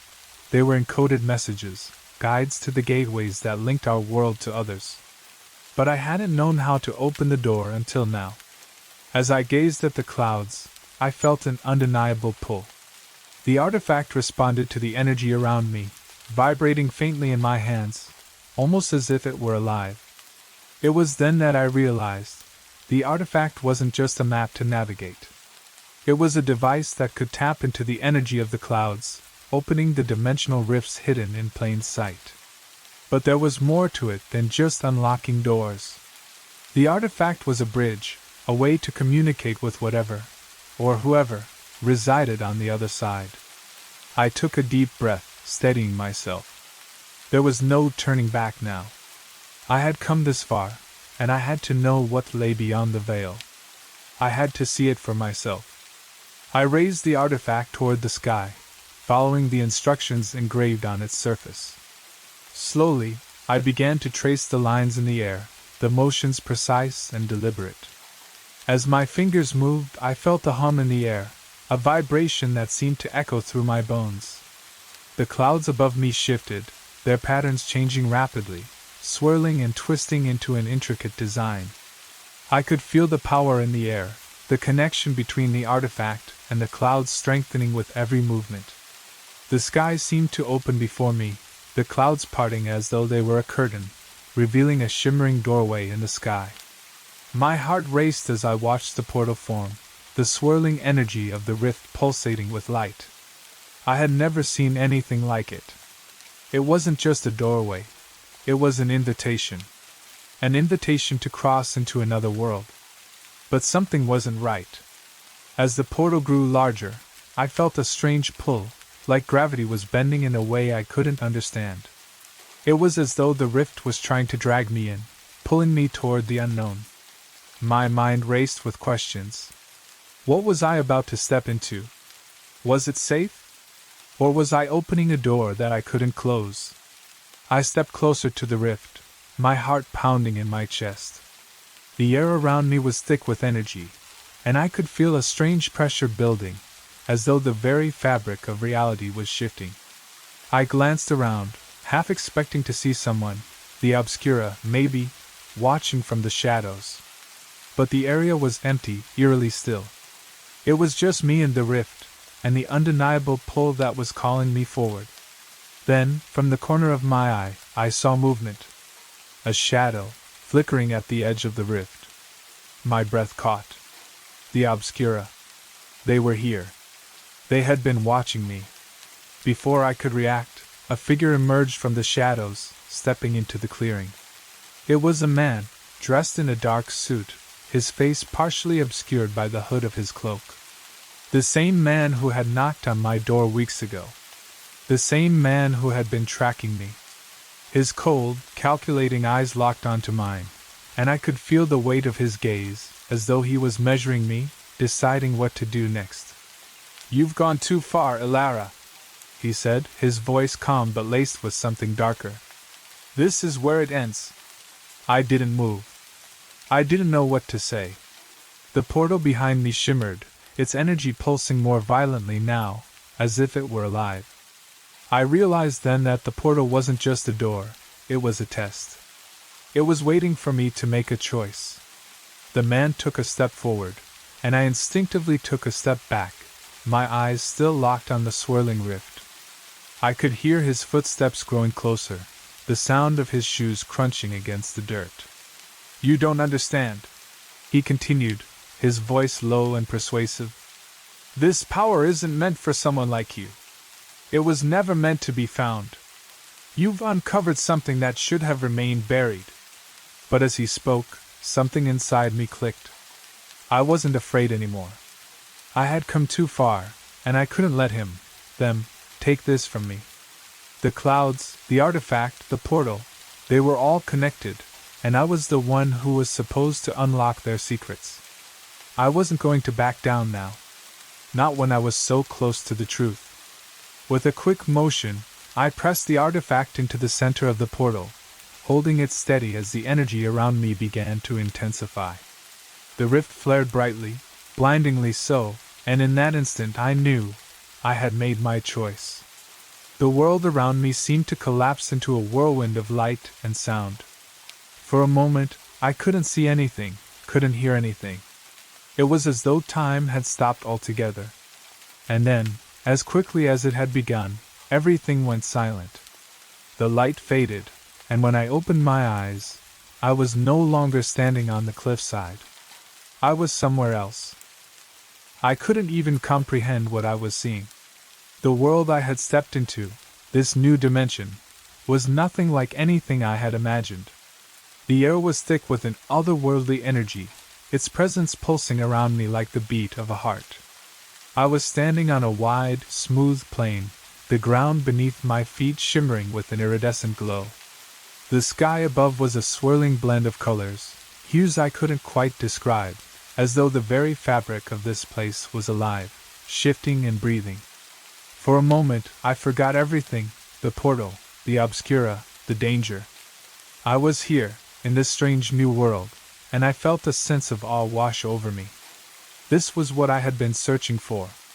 The clouds had led me here. The artifact had unlocked this world, and I had crossed into the unknown. But as I stood there, taking it all in, a familiar voice shattered the illusion. Ilara! I turned sharply, my heart skipping a beat. It was him. Professor Lyric. The one person I had trusted most in all this chaos. The one person who had guided me, helped me with my research. The one person I had confided in about the discovery of the artifact, about the portal, about everything. But now, standing before me, there was no trace of the warm, reassuring professor I had once known. His expression was cold, hard. His eyes, once filled with curiosity and intellect, were now filled with something darker, something far more calculating. He was standing in the doorway of the portal, his silhouette framed by the dim light of the rift behind him. I felt a chill run down my spine. How had he found me here? How could he possibly have known? "What are you doing here?" I asked, my voice shaking slightly, though I tried to mask the fear creeping up on me. "I've been watching you, Ilara," he replied, his voice calm and controlled, but there was a glint of something dangerous in his eyes. "I knew you would find it eventually. I knew you'd get this far." I took a step back, instinctively moving away from him. The realization hit me like a punch in the gut. Lyric wasn't here to help me. He wasn't here to guide me. He was part of the Obscura. He had been working with them the whole time. "You're one of them," I whispered, the words barely escaping my lips. Lyric didn't deny it. Instead, he nodded, a cold smile playing at the corners of his mouth. "You were never supposed to find this place, Ilara. You were never meant to uncover the truth." My mind was spinning. The pieces of the puzzle, everything I had uncovered, began to fall apart. My trusted ally, the one person who had been by my side through this entire journey, had been lying to me from the very beginning. He had been watching me, guiding me down a path he knew would lead to this moment. But why? What was his true purpose? What was the Obscura's real goal? "You're not just working for them," I said, my voice trembling with disbelief. "You've been planning this all along." He stepped closer, his gaze never leaving mine. "You were just a means to an end, Elara. You were a tool. A way to open the path. The Obscura doesn't need someone like you to find the truth. They need someone who can control it. The artifact, the map, the portal, they were all part of the plan. And now, you've unwittingly opened the door for us." I could feel the ground beneath me shift, as if the very dimensions around me were starting to bend, reacting to the intensity of Lyric's words. This wasn't just about knowledge anymore. It was about control.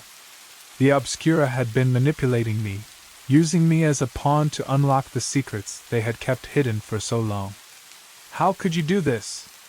I asked, my voice barely a whisper, my hands trembling. "I trusted you. You were my mentor, my ally. I never asked for your trust, Elara," he replied coldly. "You were too focused on the stars, on the clouds. You never asked why the Obscura would go to such lengths to keep this secret buried. The truth is, you're a part of something much bigger than you ever realized. And now you're going to help us finish what we started." His words were like daggers in my chest. Everything I had believed in, everything I had worked for, was a lie. The moment I had uncovered the artifact, I had become a tool, a pawn in a game I never even knew existed. And now, Lyric had come to claim the prize, to ensure that the Obscura's power would remain unchallenged. The rage inside me flared up, hotter than I had ever felt before. I had been used, betrayed, manipulated, and now, I wasn't going to let them take what was rightfully mine. "I won't let you control it," I spat, my voice full of defiance. Lyric's eyes darkened, and for a moment, I saw something flash in them, a hint of something dangerous. "You don't have a choice, Elara," he said, his tone low and menacing. "The Obscura's grip on this world is tightening, and you're either going to help us, or you're going to stand in the way." I stood my ground, glaring at him, my mind racing with the realization that my journey was far from over. I wasn't going to let the Obscura use me any longer. The portal, the artifact, and everything I had uncovered, they were mine now. And I wasn't going to let anyone, not even Lyric, take that away from me. The betrayal stung, but it also fueled me. It gave me the strength to face what was coming next. Because I knew, deep down, that no matter what the Obscura threw at me, I was ready. I couldn't stop the tremor in my hands.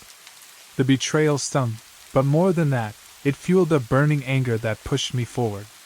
Lyric, the one person I had trusted, had sold me out. He wasn't here to help me. He was here to finish what the Obscura had started. And in that moment I knew I couldn't let him, or them, win. But I had underestimated how far the Obscura would go to protect their secrets. Lyric's eyes gleamed with an unsettling satisfaction as he watched me.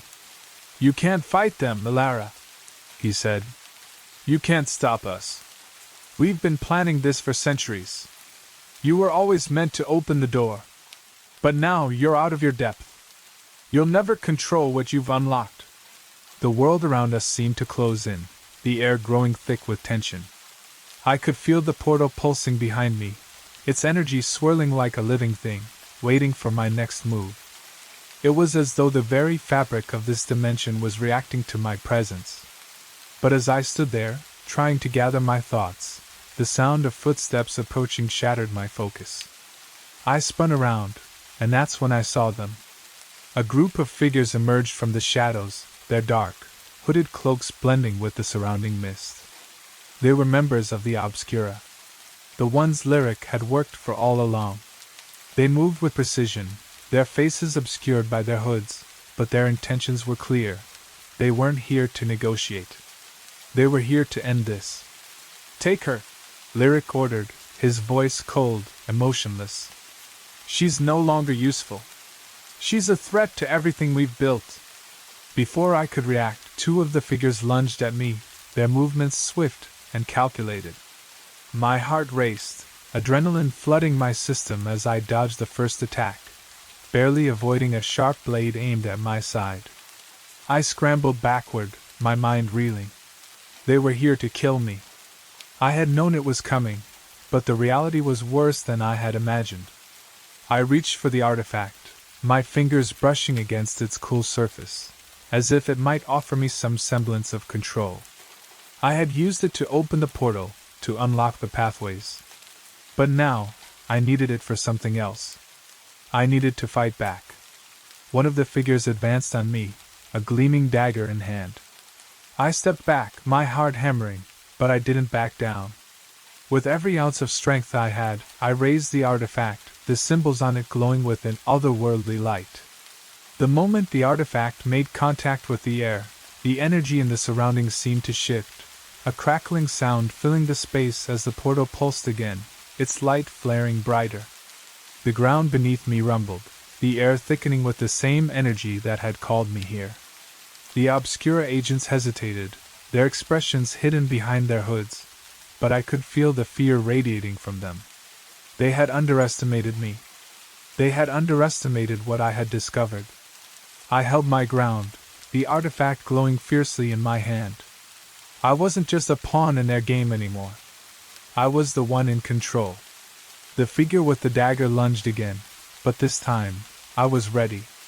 With a swift motion, I thrust the artifact forward, the light from it flaring outward like a shockwave. The force of it knocked the attacker off their feet, sending them sprawling backward into the mist. The others hesitated, momentarily stunned by the power I had unleashed. "Stay away from me!" I shouted, my voice echoing through the dimension. The portal behind me flickered in response, its energy pulsing in time with my heartbeat. But just as quickly as they had hesitated, the Obscura's agents recovered. The air grew cold, and I felt the weight of their presence closing in on me once again. They weren't going to let me go. They weren't going to let me take control. I had only moments before they closed in again. My mind raced, but in that instant, everything around me seemed to slow. The portal, its light, had become a beacon, drawing down the power of the artifact, responding to my will. I had one chance. With a deep breath, I made a choice. I thrust the artifact forward again, and this time, the portal's light surged outward in a brilliant flash. The force was overwhelming, a wave of energy that sent the Obscura's agents stumbling backward, their feet slipping as the air around them crackled with energy. They had no idea what they were up against. I turned and ran toward the portal, the only escape. I couldn't stay here. I couldn't face them any longer. The Obscura wasn't just a shadow organization. They were something far more dangerous, something that could erase everything I had uncovered. But the portal was my only way out. I had to trust it, even if I didn't know where it would take me. Behind me, I could hear Lyric's voice, cold and filled with fury. "You can't escape, Ilara. The Obscura will always find you." But I wasn't listening anymore. I was done running from the truth. I had to take the risk, even if it meant losing everything. With one final glance back at the agents of the Obscura, I stepped into the portal. The world around me exploded into light, and in that instant, everything went black. I woke up with a start, gasping for breath as the world around me slowly came into focus. The portal had flung me through an unimaginable space. Wherever I was, it wasn't the dimension I had just left. The air was thick and heavy, like the weight of 1,000 secrets pressing down on me. My body ached from the disorienting shift, but my mind was clear. I made it. I was somewhere else. Somewhere beyond the reach of the Obscura, at least for now. I took in my surroundings. The landscape was alien, but not entirely unfamiliar. The sky above me was a deep, unnatural shade of violet, swirling with clouds that seemed to ripple in response to my every movement. The ground beneath my feet was soft and spongy, a strange, iridescent surface that shifted as I walked. It was like walking on an alien world, but it felt oddly, familiar. I wasn't sure how much time had passed since I'd stepped through the portal. My heart pounded in my chest as I scanned the horizon, every muscle in my body tensed. There was no sign of the Obscura's agents. For now, at least, I was alone. But I wasn't just here by chance. The portal, the artifact, it had led me here for a reason. And I was about to uncover something that would change everything. I had barely taken a few steps when I noticed something in the distance. A structure, half hidden in the mist, its silhouette rising against the strange sky. It was massive, unlike anything I had seen before. An ancient ruin, but also something more. Something that felt alive, pulsing with energy. I didn't hesitate. The artifact in my bag seemed to hum with anticipation, as though it was guiding me toward the structure. The closer I got, the more I could feel the energy around me intensifying. It was like the very atmosphere was charged, vibrating with power. I knew this was where the answers lay, the final piece of the puzzle. As I approached the structure, I could make out intricate carvings along the walls. Symbols. The same symbols I had seen on the artifact. The same symbols I had seen in the clouds. The patterns that had led me this far. I pressed my hand against the stone, and to my surprise, it felt warm, alive. A pulse of energy shot through my fingertips, and suddenly, the ground beneath me began to tremble. The structure shifted, as if responding to my touch. The ancient stone door creaked open, revealing a dark corridor beyond. With a deep breath, I stepped inside. The air inside was cool and still, and I could feel the weight of the history that lingered here. Every step I took echoed through the chamber, as if the very walls were waiting for me to uncover their secrets. The corridor twisted and turned, leading me deeper into the heart of the structure. The further I went, the more the atmosphere seemed to change. It wasn't just ancient, it was alive with the energy of forgotten worlds. Worlds connected by the portal, worlds I was about to learn about. At the end of the hallway, I found what I had been searching for. A room, vast and circular, with a floor that shimmered like liquid silver. In the center of the room stood a pedestal, and on the pedestal, a crystalline object pulsed with an otherworldly light. It was the source. The source of the energy that had been guiding me, the key to understanding the true nature of the clouds, the artifact, and the dimensions. The moment I stepped closer, the crystalline object reacted, sending a wave of energy through the room. I felt it deep in my bones, a connection, a bond, as if I had always known this was my purpose. The artifact in my bag began to hum, its energy resonating with the object before me. I understood then. The artifact wasn't just a map or a tool, it was a key to unlocking the power of this place, a power that could bridge the gaps between worlds. But more than that, it was a connection to something much older, something that had been buried for centuries, forgotten by time.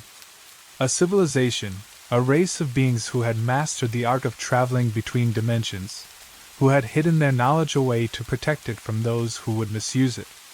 The Obscura wasn't the only force that sought to control this power. There were others, beings who existed in the shadows, waiting for the right moment to claim what had been lost. And I was the one who had unlocked the door. But I wasn't alone in this. The power that connected the worlds was inside me now, tied to the artifact and the crystalline object. The more I studied the carvings on the walls, the more I understood. This was a network, an interdimensional web that connected not just worlds, but the very fabric of reality itself. The final revelation hit me like a tidal wave. The clouds weren't just guides, they were beacons. The portals, the artifacts, the ancient knowledge, it all came from this place. This was the origin of the patterns in the sky. And now that I had found it, I had a choice to make. What would I do with this power? The Obscura was already coming for me, but I had a new understanding. They weren't the only ones who could wield this power. I was the key now, and the fate of these worlds was in my hands. I reached out, touching the crystalline object. The light flared brighter, and for a moment, everything around me seemed to dissolve into pure energy. And then, everything went silent. The silence that followed was deafening. I stood in the center of the room, surrounded by the shimmering walls and the pulsing energy of the crystalline object, the weight of my discovery pressing down on me. My fingers still tingled where they had touched the object, the power flowing through me, binding me to this place, to the artifact, to everything that had led me here. The obscura, the betrayal, the chase, they were all distant thoughts now. What had once been my mission, to uncover the secrets of the clouds, to find the artifact, to explore the portals, had transformed into something else entirely. Something much larger, much more profound. I could feel it now, the weight of the responsibility that came with this power. I wasn't just a seeker of truth anymore. I was a gatekeeper, a protector of a knowledge that could change everything. And in that moment, I realized the magnitude of what I had done. By stepping through the portal, by finding the artifact and unlocking this place, I had opened the door to infinite possibilities. But I had also opened it to dangers, to those who would use this power for their own gain. The truth about the clouds, the stars, the artifact, it was no longer just academic. It was real. The worlds beyond the veil weren't just theories. They were waiting to be discovered. And now, I had the ability to cross into them, to open the gates to the unknown. But at what cost? I turned to face the crystalline object, its light now dimming, as if waiting for my decision. The walls around me shimmered, the carvings on them shifting as if they were alive, reacting to my thoughts. I understood now what they meant.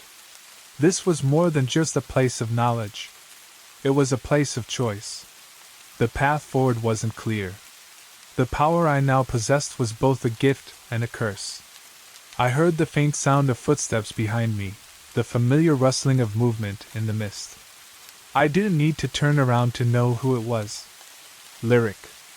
"You've unlocked it," he said, his voice cold, though there was a hint of something else. Resignation? Regret? You've done what none of us could have done. The Obscura never wanted you to get this far, but now it's too late. I didn't turn to face him. I didn't need to. I could feel him there, his presence just behind me, his shadow looming over me like a weight. He had been a part of this all along. But his role was over.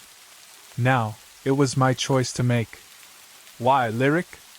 I asked, my voice steady, though the anger still simmered beneath the surface. "Why betray me? You were the one who helped me find the artifact, the one who guided me. All for what? To let the Obscura control this power?" He didn't answer immediately. When he did, his voice was softer, almost sad. "It wasn't about control, Ilara. It was never about control. It was about preserving the balance. The Obscura has always believed that knowledge of this magnitude should be kept from those who are unprepared to wield it. The worlds beyond, those portals, they can't be opened without consequences. If this power is misused, it could tear everything apart." His words hung in the air, but they didn't sway me. I had already made my decision. The power wasn't a burden, it was a responsibility. And if anyone was going to decide what to do with it, it would be me. I turned to face him, my expression hardening. "I'm not going to let you control this anymore. The truth is mine to decide. The worlds that I've unlocked, they're not just for the Obscura. They're for everyone. It's time to end the secrecy. The knowledge is too important to keep hidden." Lyric stepped forward, his hand outstretched, as if trying to reach me. "You don't understand, Ilara. You can't just give this power to anyone. If you open the portals to these other worlds, there will be consequences. There will be chaos. You think the worlds are waiting to be discovered, but they're not. They're dangerous, unpredictable. And you—" "I understand more than you think," I interrupted, my voice firm. "I've seen the truth. I've felt it. The power isn't a curse, Lyric. It's a gift. And I'm going to make sure it's used the right way. We don't need to hide it anymore. We need to share it with the world." There was a long pause, the tension hanging thick in the air. I could feel the power of the artifact and the crystalline object humming with energy, as though it was listening to our conversation. I could feel the weight of the decision pressing down on me. The Obscura had spent centuries keeping this knowledge locked away, controlling it, using it for their own purposes. But I was done being a pawn. I was done being manipulated. Lyric's expression darkened. "You don't know what you're doing."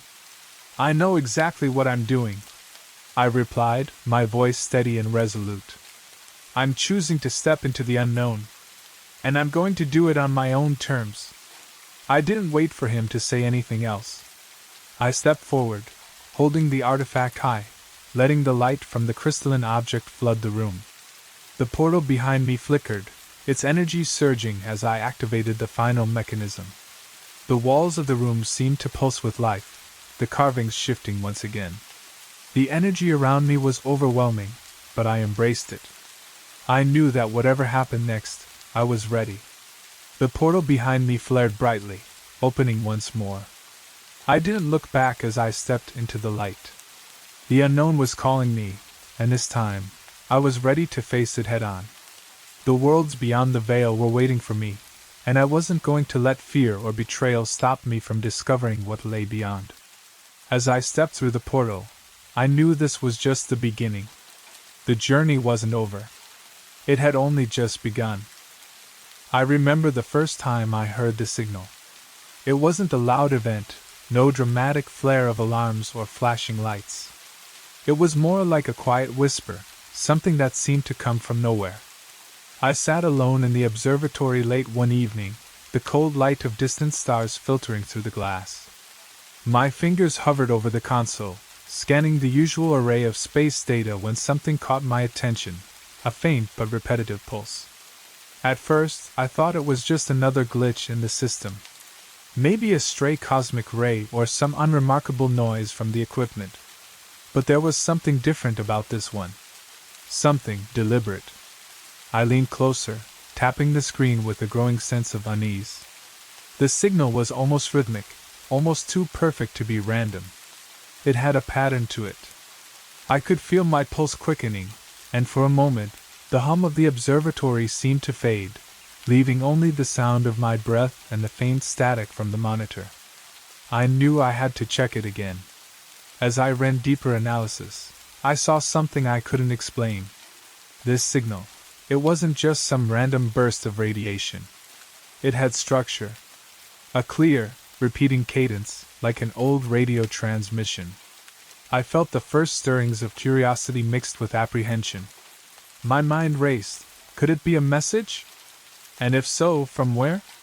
A surge of excitement and fear twisted inside me.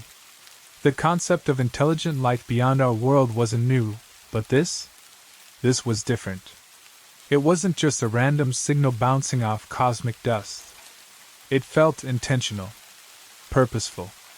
I ran the analysis over and over, checking the data for errors. There were none. The pulse persisted, a steady rhythm, emanating from the depths of the void. It felt as if the stars themselves were whispering to me, pulling me into their mystery. But who, or what, was sending this message? A knock on the door startled me out of my thoughts. It was Dr. Harris, my colleague from the astrophysics department. His expression was unreadable, his eyes scanning the room before they fell on the screen. "What is it, Alex?" he asked, his tone casual, though I knew the undercurrent of suspicion was there. He wasn't the type to entertain wild ideas. He was all about data, facts, numbers. I turned to him, struggling to keep my voice steady. I think we've found something. A signal, coming from outside the known universe." Dr. Harris didn't respond right away. He stared at the screen for a long moment, his brow furrowing. "It's probably just background radiation, some kind of interference." "You've checked the equipment?" "I've checked everything," I said, my voice sharper now. "It's not interference. This is a pattern. It's deliberate." He sighed, running a hand through his hair. "Alex, this could be a mistake. You know the odds of..." I know what the odds are, I interrupted, my voice a little too loud. But this isn't a mistake. This is something real. Dr. Harris was silent for a moment. I could see him weighing the options, deciding whether to dismiss this as another one of my overly ambitious projects, or take it seriously. Finally, he spoke. Okay, let's run some more tests. But you're sure?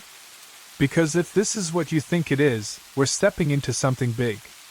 We need to be prepared. I nodded, feeling a surge of both excitement and dread. It was the beginning of something that could change everything we thought we knew about our place in the universe. As the data continued to flow across the screen, I couldn't help but feel that someone, was watching us, guiding us toward this discovery. The beacon had been lit. And now, we were being called.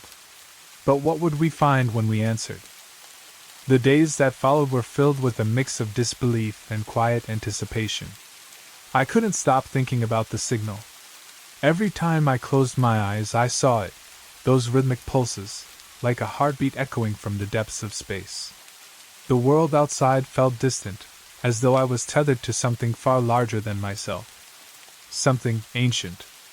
I spent hours at the lab, digging through archives, looking for any connection to the signal. What was it trying to tell us? The data was solid. The pattern was undeniable. But I still couldn't make sense of it. It wasn't until late one evening, as the lab grew quiet, that I found the first clue. I had been skimming through a dusty collection of old manuscripts when I came across something that made my skin crawl. An ancient myth, written in a language no longer spoken, seemed to speak directly to the signal I had uncovered. It was from a civilization long thought to be lost. The text described a beacon of light, something that shone from beyond the known stars, guiding lost travelers home. I froze. The words were so close to what we were experiencing now that it sent a chill through my spine. I leaned closer to the pages, my heart racing.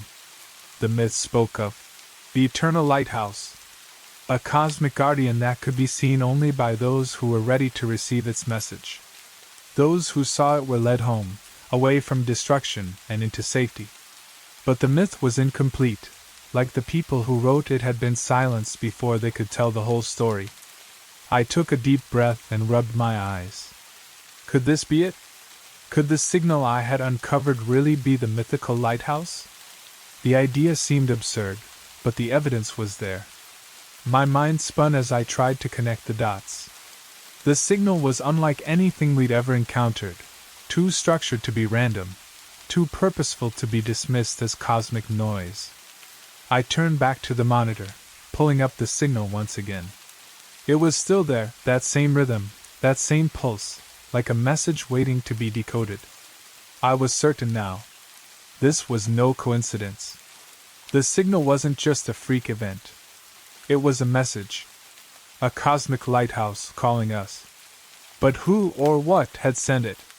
And why? I needed to dig deeper. But I also knew that I had to be careful. I couldn't just take this myth at face value. I had to prove it. The scientific community wouldn't just accept a theory based on ancient texts and vague signals. I needed more. I needed evidence that this wasn't just a coincidence. I started researching everything I could about ancient civilizations that might have known about the stars, those who had looked up at the night sky and told stories of guardians watching over them. Egypt, Mesopotamia, the Maya, all of them had myths that seemed to echo the idea of cosmic protectors. But nothing fit perfectly. There were pieces missing in each story, just like in the myth I had found. Then, I received an unexpected email, a message from Dr. Harris. His words were short, but they hit me like a punch to the gut. Alex, we need to talk. It's not just you. The others are watching. They've taken an interest in your findings. My heart skipped a beat. Who were the others? And why were they suddenly paying attention to my work? I hadn't told anyone about the myth. I hadn't even shared the full analysis of the signal yet. But someone knew. And that meant I was no longer working alone. I stared at the screen, feeling a rush of both excitement and fear. Whoever was out there, they had known about this lighthouse for a long time. Maybe they had known even before I found the first clue. And now, they were coming for me. The email from Dr. Harris lingered in my mind like a shadow, its weight growing heavier with each passing hour. "They've taken an interest in your findings." Who were these people, and what did they want? I hadn't shared the myth or the theory about the cosmic lighthouse with anyone else. Had someone been watching me? Was the signal truly that important, or was there something I didn't understand yet? I didn't have answers, but I knew I couldn't ignore it. I spent the next few days combing through my research, trying to find any clue that would explain why someone, anyone, would want to suppress the truth about a signal in deep space. But the deeper I went, the more I realized that this wasn't just a curiosity. It was something much larger, something that could change everything. And there were people, powerful people, who didn't want that to happen. It was late one night, again, when I first met them. I had been working alone in the observatory, piecing together fragments of data, when I noticed a figure standing in the doorway. My heart skipped. Dr. Harris was standing there, his face unreadable. But it wasn't his usual look of mild frustration. There was something different about him now. He was nervous. "Alex," he said, his voice low and serious. "We need to talk." I shut off the monitor and gestured for him to come in. "What's going on?" I asked. "I'm afraid things are more complicated than we thought," he began. "The signal you've found, it's not just a scientific curiosity. It's tied to something much bigger. Something that has been hidden for a long time." His words hit me like a punch. "What are you talking about?" Dr. Harris hesitated. His eyes darted to the doorway, as if making sure no one else was listening. "You're not the only one who's noticed the signal, Alex. There are groups. People who've known about it for years. They've been trying to control the information, to keep it from getting out." I froze. "Who are they? What do they want?" He took a deep breath and then spoke in a whisper, as though he was afraid someone might overhear. "It's not just a government agency, Alex. It's a network, shadow organizations that have been pulling the strings for centuries. They know about the cosmic lighthouse. They know what it can do. And they're not going to let anyone mess with it." I stared at him, trying to absorb the words. Shadow organizations? Cosmic lighthouse. It felt like I had stepped into some kind of nightmare. Why would they want to keep this secret? What does it have to do with the signal? Dr. Harris glanced around the room again, his voice barely a whisper. "They believe that the beacon is a warning, a guardian that's been placed there to protect humanity from its own destruction. But they don't want us to find it. If we discover the truth, they think it will shift the balance of power. They want to keep it buried, keep it hidden, because once we understand it, everything changes." A cold chill ran down my spine. I had suspected there was something more to this signal than just a cosmic anomaly, but I never imagined it could involve something this vast, this dangerous. These people, these shadow organizations, had known about the lighthouse for centuries. And now they were coming for me. "We have to stop them," I said, the words coming out before I could even think. "We have to get the truth out." Dr. Harris looked at me, his eyes filled with a mixture of fear and something else, something like resignation. "It's not that simple, Alex. They've covered their tracks for too long. They've erased records, manipulated data. They'll do anything to make sure this stays buried." I felt a surge of frustration. "But why? Why keep it hidden?" "Because it's not just about power," he said, his voice strained. "It's about control over humanity's future. If the truth gets out, if people learn about the cosmic lighthouse, it will change everything. It will destroy the foundation they've built their power on." The weight of his words settled over me like a heavy blanket. The truth was dangerous. The truth was something they didn't want anyone to see. But I couldn't back down now. I had found the first clue. I had uncovered something bigger than myself, and I couldn't let them silence it. Dr. Harris glanced at the door again, clearly uneasy. "You're not safe here, Alex. They're watching you. We need to go somewhere they can't reach us." The room suddenly felt too small, as if the walls were closing in around me. I looked at the data on the monitor, the repeating pulse still flashing, almost as if it were urging me forward. I didn't know what to do next, but I knew one thing for sure: I was in this now. And there was no turning back. The next few days felt like a blur.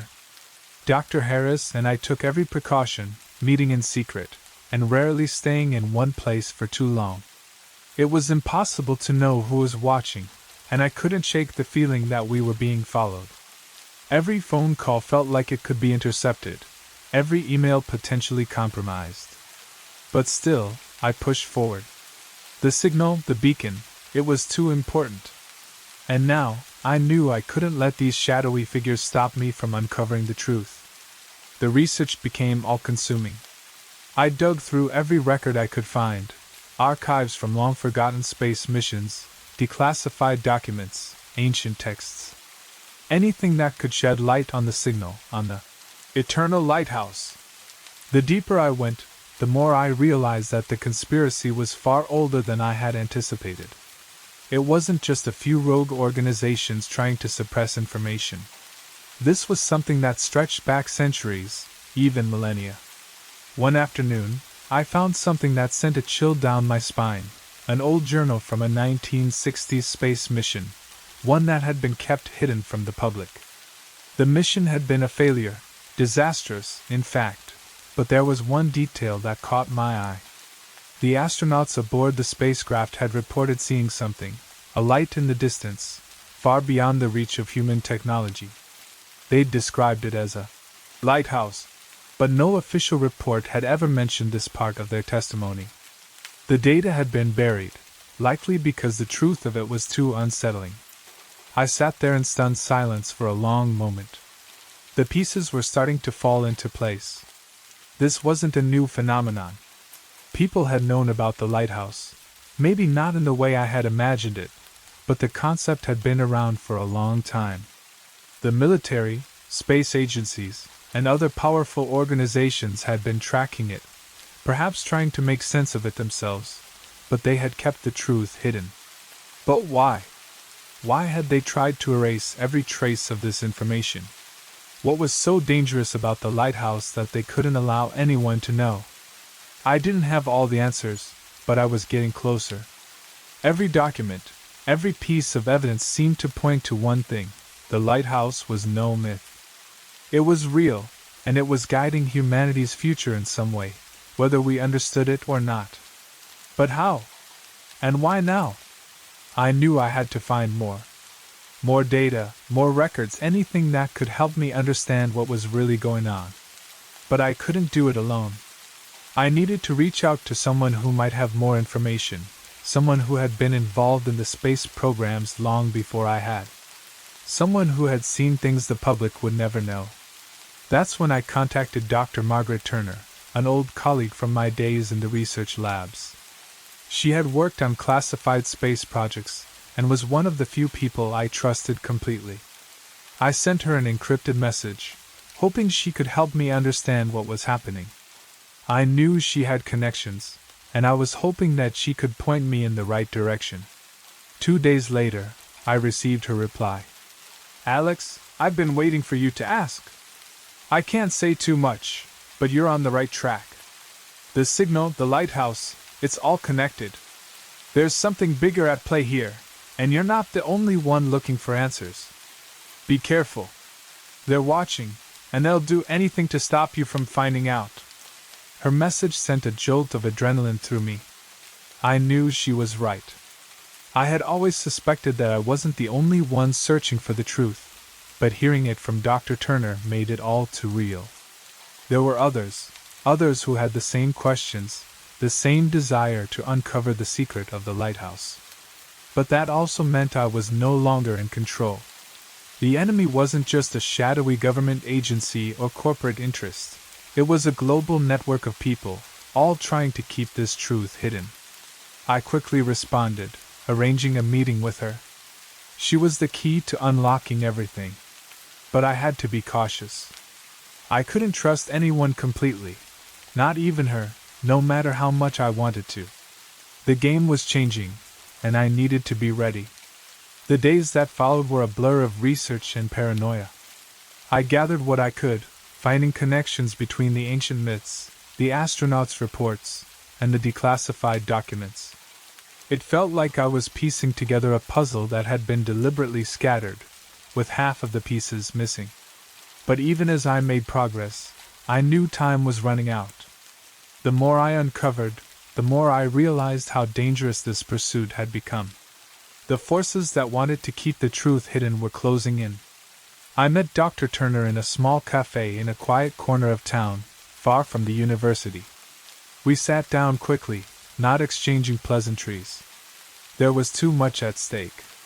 "Alex," she said, her voice barely above a whisper, "you're not alone in this. There are others who have been looking for the lighthouse for a long time, and they won't stop. We're running out of time." Her words echoed in my head as I left the cafe, my heart pounding. I had never been more certain of one thing: the lighthouse wasn't just a scientific discovery. It was a cosmic secret, and I was now in the race of my life to uncover it. But who would find it first? And at what cost? I couldn't sleep. The sense of urgency had become a constant companion, gnawing at me as I sifted through the mountain of information I had gathered. Every new clue seemed to amplify the mystery, but it also felt like I was getting closer to something that could change everything. The signals, the myths, the historical records, it all pointed to one thing: the lighthouse was real. But what was it really? A cosmic beacon, a warning, a guardian? Or something far darker, something hidden by the forces that sought to control it? I had been working nonstop for days, barely eating or resting, but that night, something clicked. I was sitting in front of my desk, surrounded by papers, when I stumbled upon a report buried deep in the archives of the space agency. It was marked "Top Secret," stamped with a date from the early 1980s. My pulse quickened as I opened the file, and what I read made my heart stop. It was a declassified mission report from an experimental satellite sent deep into uncharted space. The mission, known only as Project Horizon, had been abandoned, but the report contained something remarkable: detailed coordinates for a location far beyond our solar system. The report claimed that the satellite had detected a faint but persistent signal emanating from that location, matching the exact frequency of the signal I had uncovered months ago. This wasn't just a coincidence. The lighthouse was real, and the space agency had known about it for decades. The report was riddled with redacted sections, but there were enough details to piece together the outline of what had happened. The mission had been shut down abruptly, the satellite's data seized, and all records were classified. Why? Why had they erased everything related to it? I felt my breath catch in my throat.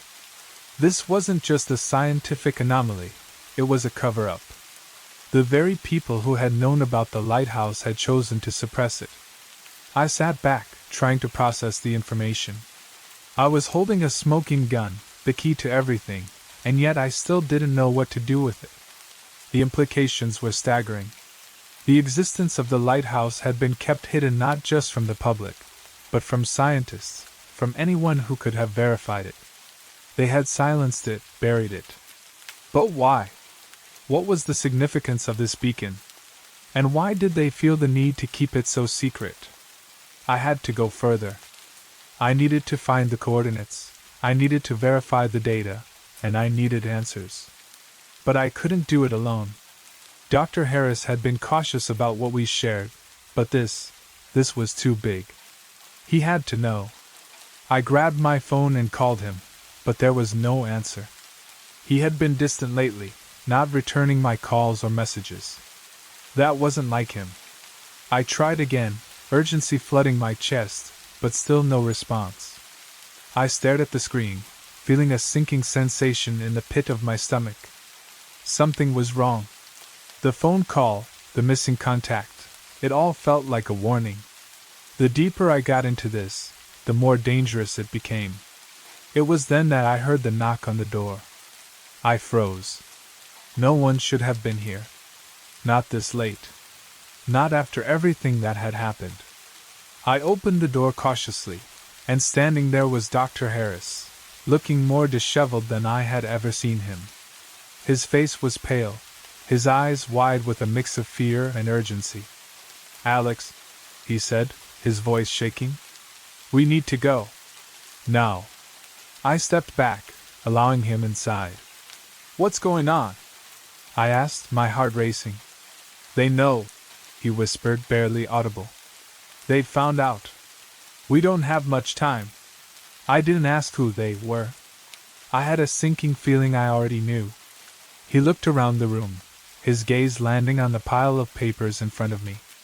"You've found it, haven't you?" he asked, his voice laced with dread. I nodded slowly. "Project Horizon. The coordinates.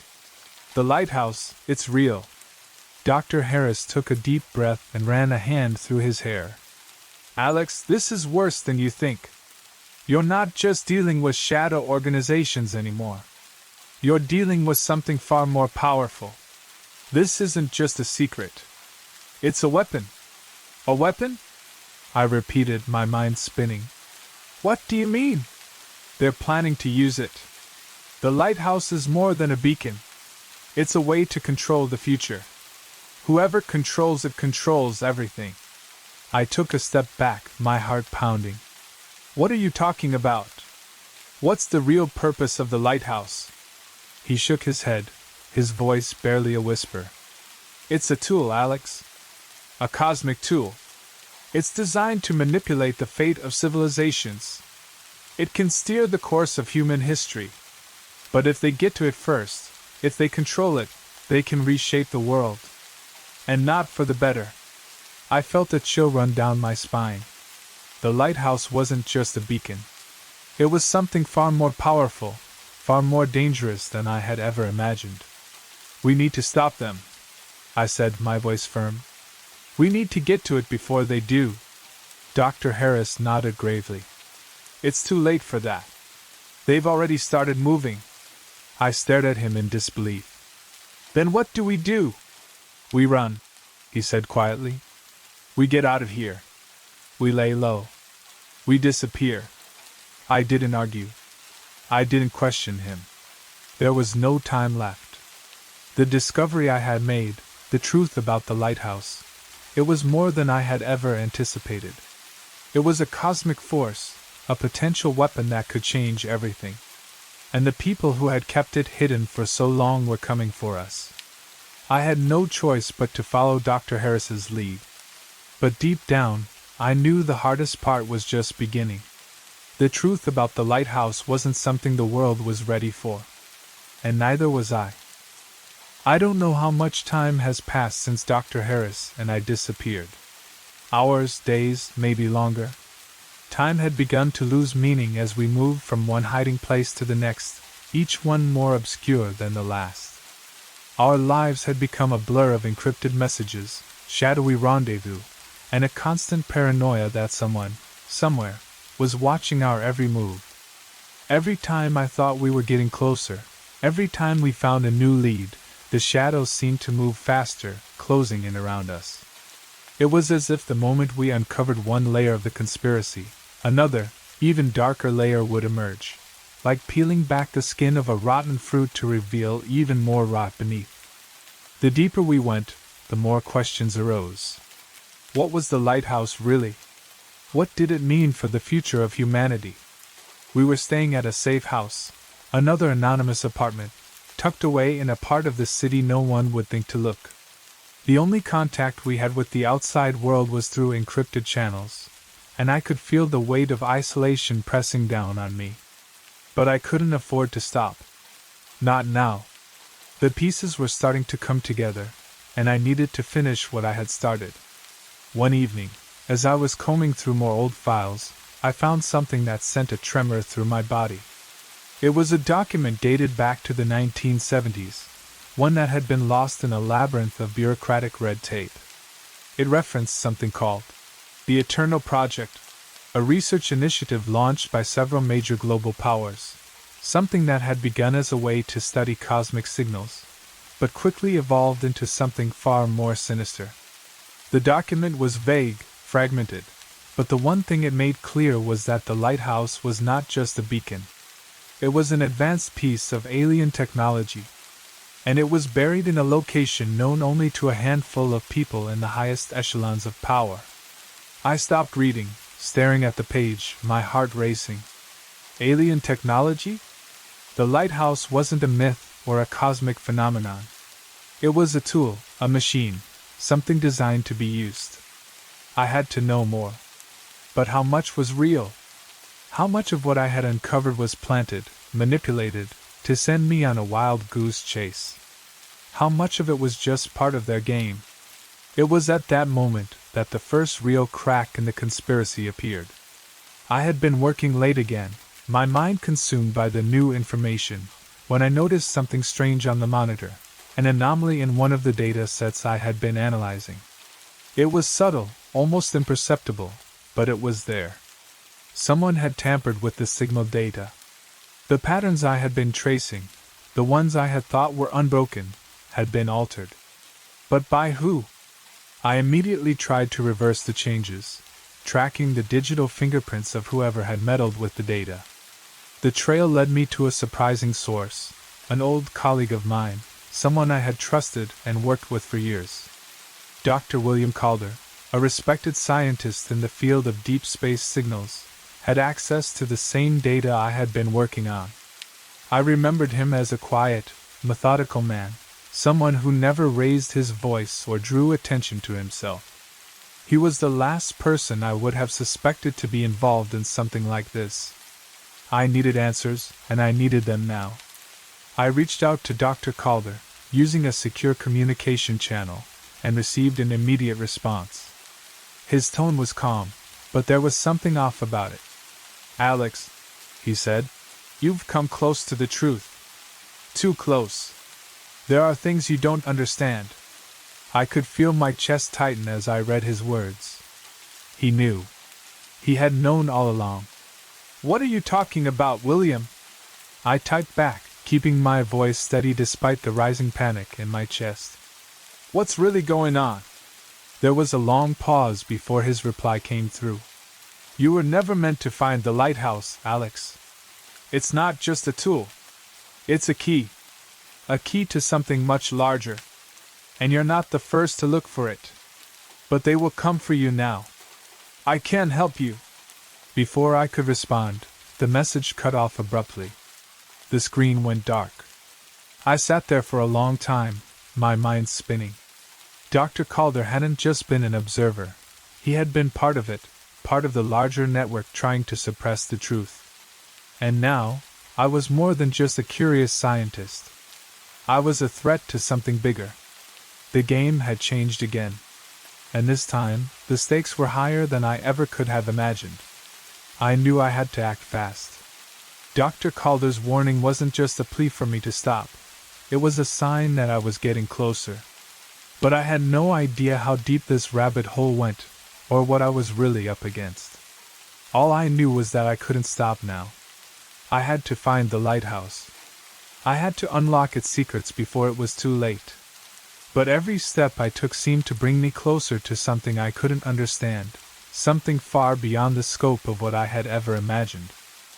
After Dr. Calder's chilling warning, I was no longer sure who to trust. His cryptic message kept replaying in my mind, each word heavier than the last.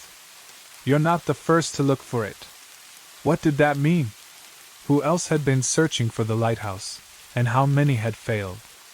And more importantly, why was he suddenly backing off when I was so close to uncovering the truth? I knew I couldn't afford to waste any time second-guessing myself. The conspiracy was far older, far deeper than I could have imagined, but I wasn't about to stop now. The pieces of the puzzle were scattered across decades of research, government files, and forgotten space missions. I had already uncovered the first cracks in the story, the mysterious Project Horizon satellite mission that had disappeared from the official records. Now I needed to know more. I needed to find out what had happened to the people who had come before me, those who had dared to search for the lighthouse and had disappeared. I dug through every classified document I could get my hands on, making use of all the secure channels I had left.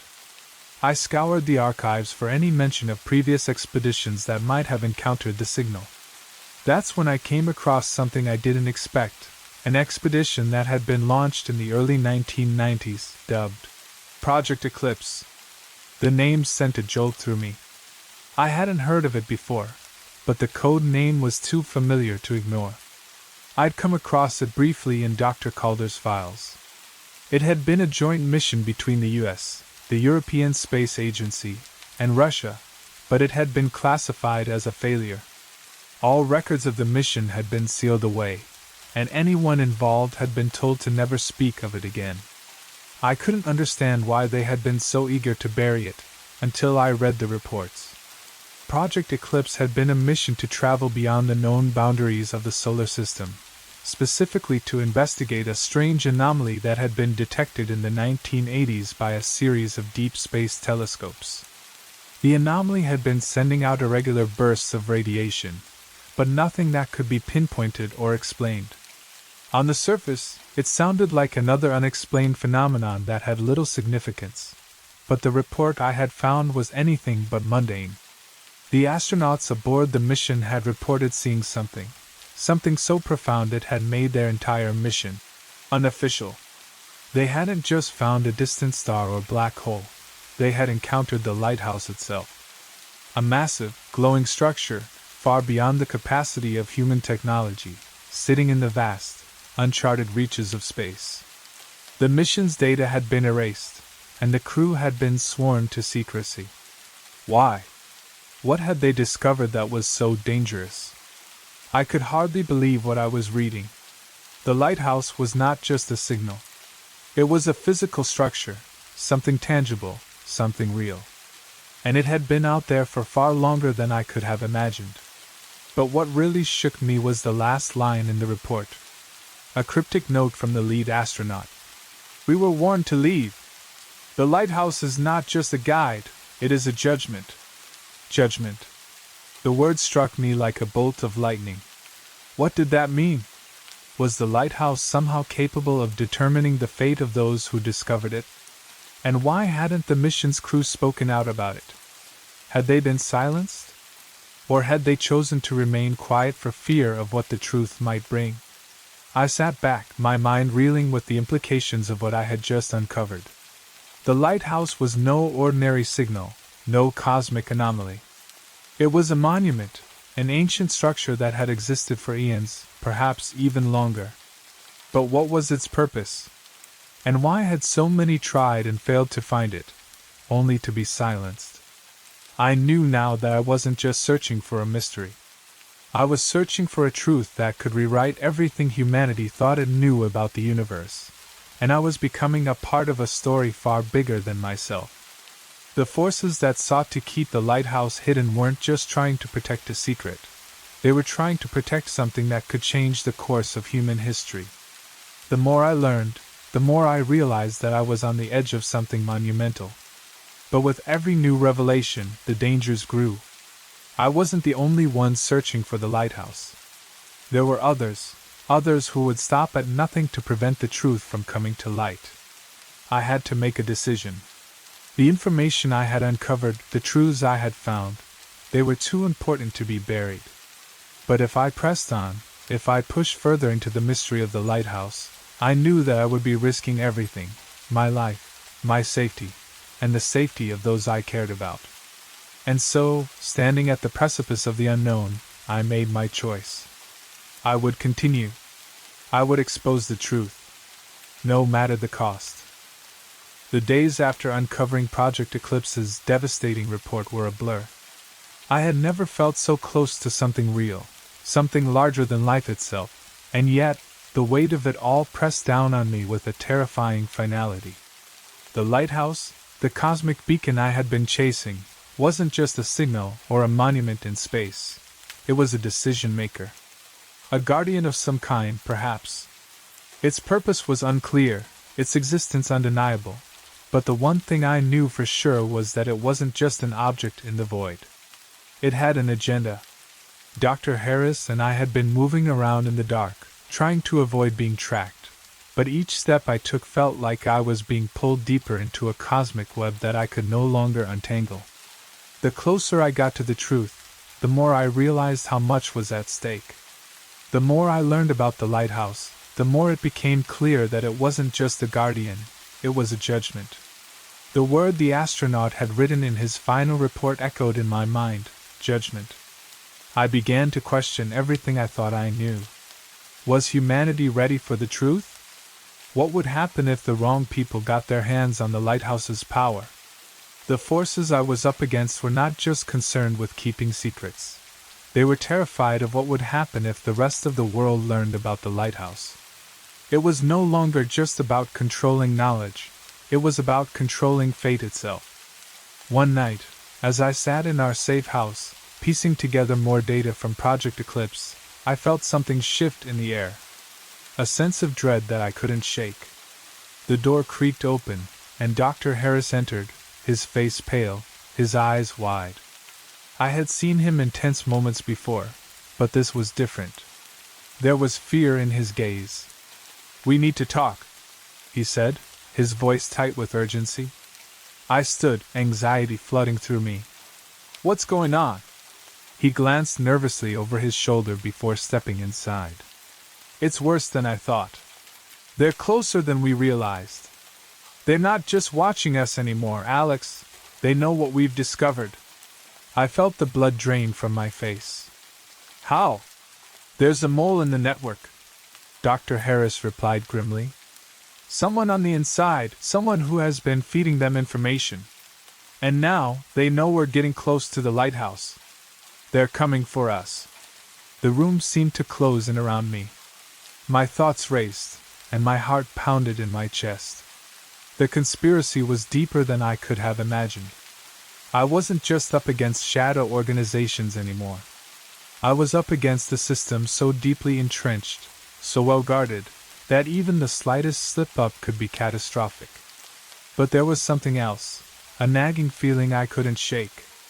I had spent so much time focused on the conspiracy, the powers that wanted to keep the lighthouse hidden, but I had overlooked something crucial: the lighthouse itself. Was it truly a gift, a guiding light, as the myths suggested? Or was it something more dangerous? A force that, once activated, could alter the course of humanity's future? That night, I had another dream. It wasn't the first time, but this one was different. I stood alone on a vast plain, beneath a sky that stretched out into infinity. In the distance, I saw the lighthouse, its towering structure glowing against the dark backdrop of space. A beam of light shot from it, cutting through the stars, a silent and powerful signal. And then, from the edge of my vision, a figure appeared. An ancient being, its features obscured by the shifting light. It spoke without moving its mouth, its voice reverberating in my mind. "You seek the truth, but you do not understand its cost. The lighthouse is not just a guide, it is a test. A choice that will define your fate and the fate of your people. Will you pass, or will you fall?" I woke up gasping for air, my body drenched in sweat. The words echoed in my mind, and for the first time, I felt the weight of what I was about to do. The lighthouse was not just a mystery to be solved, it was a trial. A cosmic judgment. And I had no idea what the consequences of that judgment would be. I couldn't stop now. The truth had to come out. But I needed to understand more. What exactly was this judgment? What would it mean for humanity? And what was I really risking by continuing my search? Dr. Harris was right. There was no turning back now. The forces pursuing us were closing in, and the deeper I dug, the more I realized that the lighthouse was not just an object of cosmic significance. It was a pivotal choice, one that would shape the future of our world. I wasn't just chasing a beacon in the void anymore. I was chasing the fate of humanity itself. I stood up, my decision was made. I had no choice but to continue the search, to find the lighthouse before the forces of darkness did. But I couldn't shake the feeling that this was no longer just about uncovering the truth. It was about choosing whether humanity would rise or fall. And as the weight of that choice pressed down on me, I knew one thing for sure: I couldn't make this decision alone. The walls of our safe house seemed to close in around me as I sat, staring at the glowing screen in front of me. The information I had gathered, the documents, the declassified reports, the astronauts' testimonies, they were all coming together in one terrifying realization. The lighthouse wasn't just a beacon of light in the vast, empty expanse of space. It was an ancient mechanism of judgment, a force that had shaped the course of civilizations across eons. And now, I was standing on the precipice of understanding its true purpose. Dr. Harris had gone quiet after our last conversation. The weight of what we had uncovered seemed to be taking its toll on him, just as it had on me. It wasn't just the conspiracy anymore. It wasn't just the shadowy organizations or the decades of manipulation. It was the truth that I was afraid of. The truth that we were chasing something so powerful, so unknowable, that its very existence could change everything. I couldn't shake the image from my dream, the lighthouse towering in the distance, its light cutting through the dark expanse of space. The figure that spoke to me, its words reverberating in my mind. The lighthouse is a choice. The question had been burning in my mind since that night. A choice. But a choice for what? And who had the power to make that choice? The message from Dr. Calder had only deepened the mystery. The lighthouse is a key. A key to what? What was behind that door, and what would happen if we opened it? I didn't know the answers, but I knew I had to find them. We had to find them. As the hours passed, the fear that had been a constant companion over the last few weeks began to shift into something else: determination. I wasn't just going to let this end in silence. The forces trying to suppress the truth, the organizations that had hidden the lighthouse for so long, they had already won by keeping the world in ignorance. But no more. I was getting closer. The truth was within my reach, and I wasn't going to stop until I had it. I received a message later that night, encrypted and short. It was from Dr. Harris. "They've found us." I felt a cold wave wash over me as I read the message. The forces pursuing us, the ones who had been watching every move, were finally closing in. I had known it was only a matter of time, but the reality of it hit me hard. We had no time left. I didn't have the luxury of second thoughts. There was no turning back now. The truth about the lighthouse, about the judgment it represented, had to be revealed. But how? How could we expose the existence of something so powerful, so dangerous, to the world without risking total destruction? I grabbed my coat and moved quickly, not wanting to waste any more time.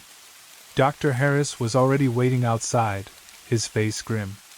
We had prepared for this moment, but nothing could have prepared me for the sense of finality that hung in the air. This wasn't just a race against time. It was a race against the very forces that had kept this secret hidden for so long. The lighthouse wasn't just an artifact. It was a weapon, and whoever controlled it would control the future of humanity.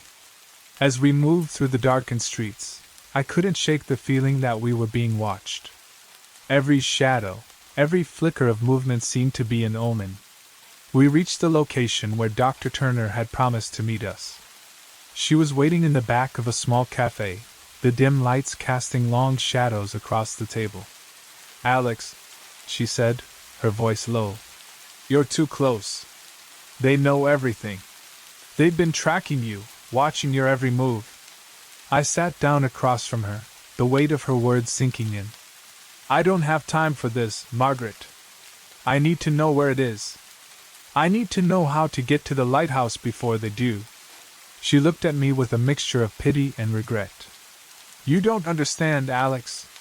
It's not just about finding the lighthouse anymore. It's about what happens after. Once the door is opened, Once the judgment is passed, there's no going back. I felt a chill run down my spine. What do you mean? What's on the other side? Dr. Turner hesitated, her fingers tracing the rim of her coffee cup. The lighthouse is more than a test. It's a measure of a civilization's worth, its ability to survive. It's not a guardian or a beacon of hope, it's a cosmic filter. And humanity, well, humanity has a choice to make. I stared at her, my mind racing. A choice? What kind of choice? The lighthouse is not just a guide, she said softly. It's a judgment. It chooses who will survive and who will fall. And once it's activated, there's no turning back. I felt my heart skip a beat. The realization hit me like a wave. The lighthouse wasn't just an ancient structure. It was a cosmic judge, determining the fate of entire civilizations, deciding whether they were worthy of survival or doomed to collapse. I stood up, my thoughts swirling. The decision had never been clearer. I had to find it, to open it, to expose the truth. But I wasn't ready for the consequences. No one was. We have to go, Dr. Harris said, his voice urgent. We're out of time. I turned to face him, knowing this was the moment of reckoning. The final confrontation. The forces that had kept this secret for so long would stop at nothing to prevent us from reaching the lighthouse. But I had no choice. I couldn't turn back. The world seemed to move in slow motion as we approached the coordinates. The place where everything had begun, the location of the lighthouse. We had evaded every attempt to stop us, every force that sought to keep the truth buried. But now, standing on the precipice of revelation, I felt a sense of dread I couldn't shake. We weren't just about to uncover a cosmic anomaly or a hidden relic. We were about to confront something much larger than ourselves. The landscape around us was desolate, stretching out for miles in every direction. There was nothing here but barren rock and dust. I had imagined this moment countless times in my mind, but reality was far more unsettling. The horizon was dim, shrouded in an eerie, unnatural twilight, and the air felt thick, almost as if the planet itself was holding its breath. Dr. Harris was quiet beside me, his face pale and drawn. He hadn't said much since we left the safe house, but I could see the worry in his eyes. We both knew this was it. We had uncovered the truth, but at what cost? Are you ready? He asked quietly. I didn't answer immediately. Instead, I turned to look at the structure in the distance, the faint outline of something that seemed to shimmer in the dim light. It was there. The lighthouse. The guardian, the judge, the cosmic force I had been chasing. It stood tall and imposing, radiating a soft but unmistakable glow. I could feel its pull, the undeniable power it held, and the weight of what it represented. I had come so far to uncover this, to expose the truth. But now, standing before it, I wasn't sure if I was prepared for what would happen next. We have no choice, I finally said. We can't stop now. With that, we moved forward, each step heavy with the knowledge that we were on the verge of something that could alter the course of human history. As we drew closer, I saw it more clearly.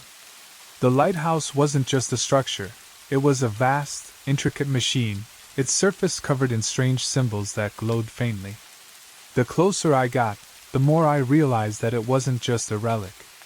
It was alive, or at least it felt alive, vibrating with a kind of energy that I couldn't fully comprehend.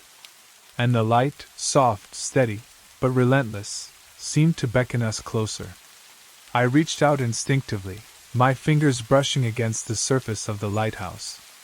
The moment I touched it, the entire structure hummed to life, the symbols flashing brightly, and a pulse of light shot out into the sky, cutting through the atmosphere with a powerful beam. I felt my body tremble under the weight of its power, but I couldn't pull my hand away. It was as if the lighthouse itself was examining me, testing my resolve. And then I heard it. You have come far, Seeker. But you do not yet understand the cost of your choice. The voice wasn't a sound but a presence in my mind, deep and ancient.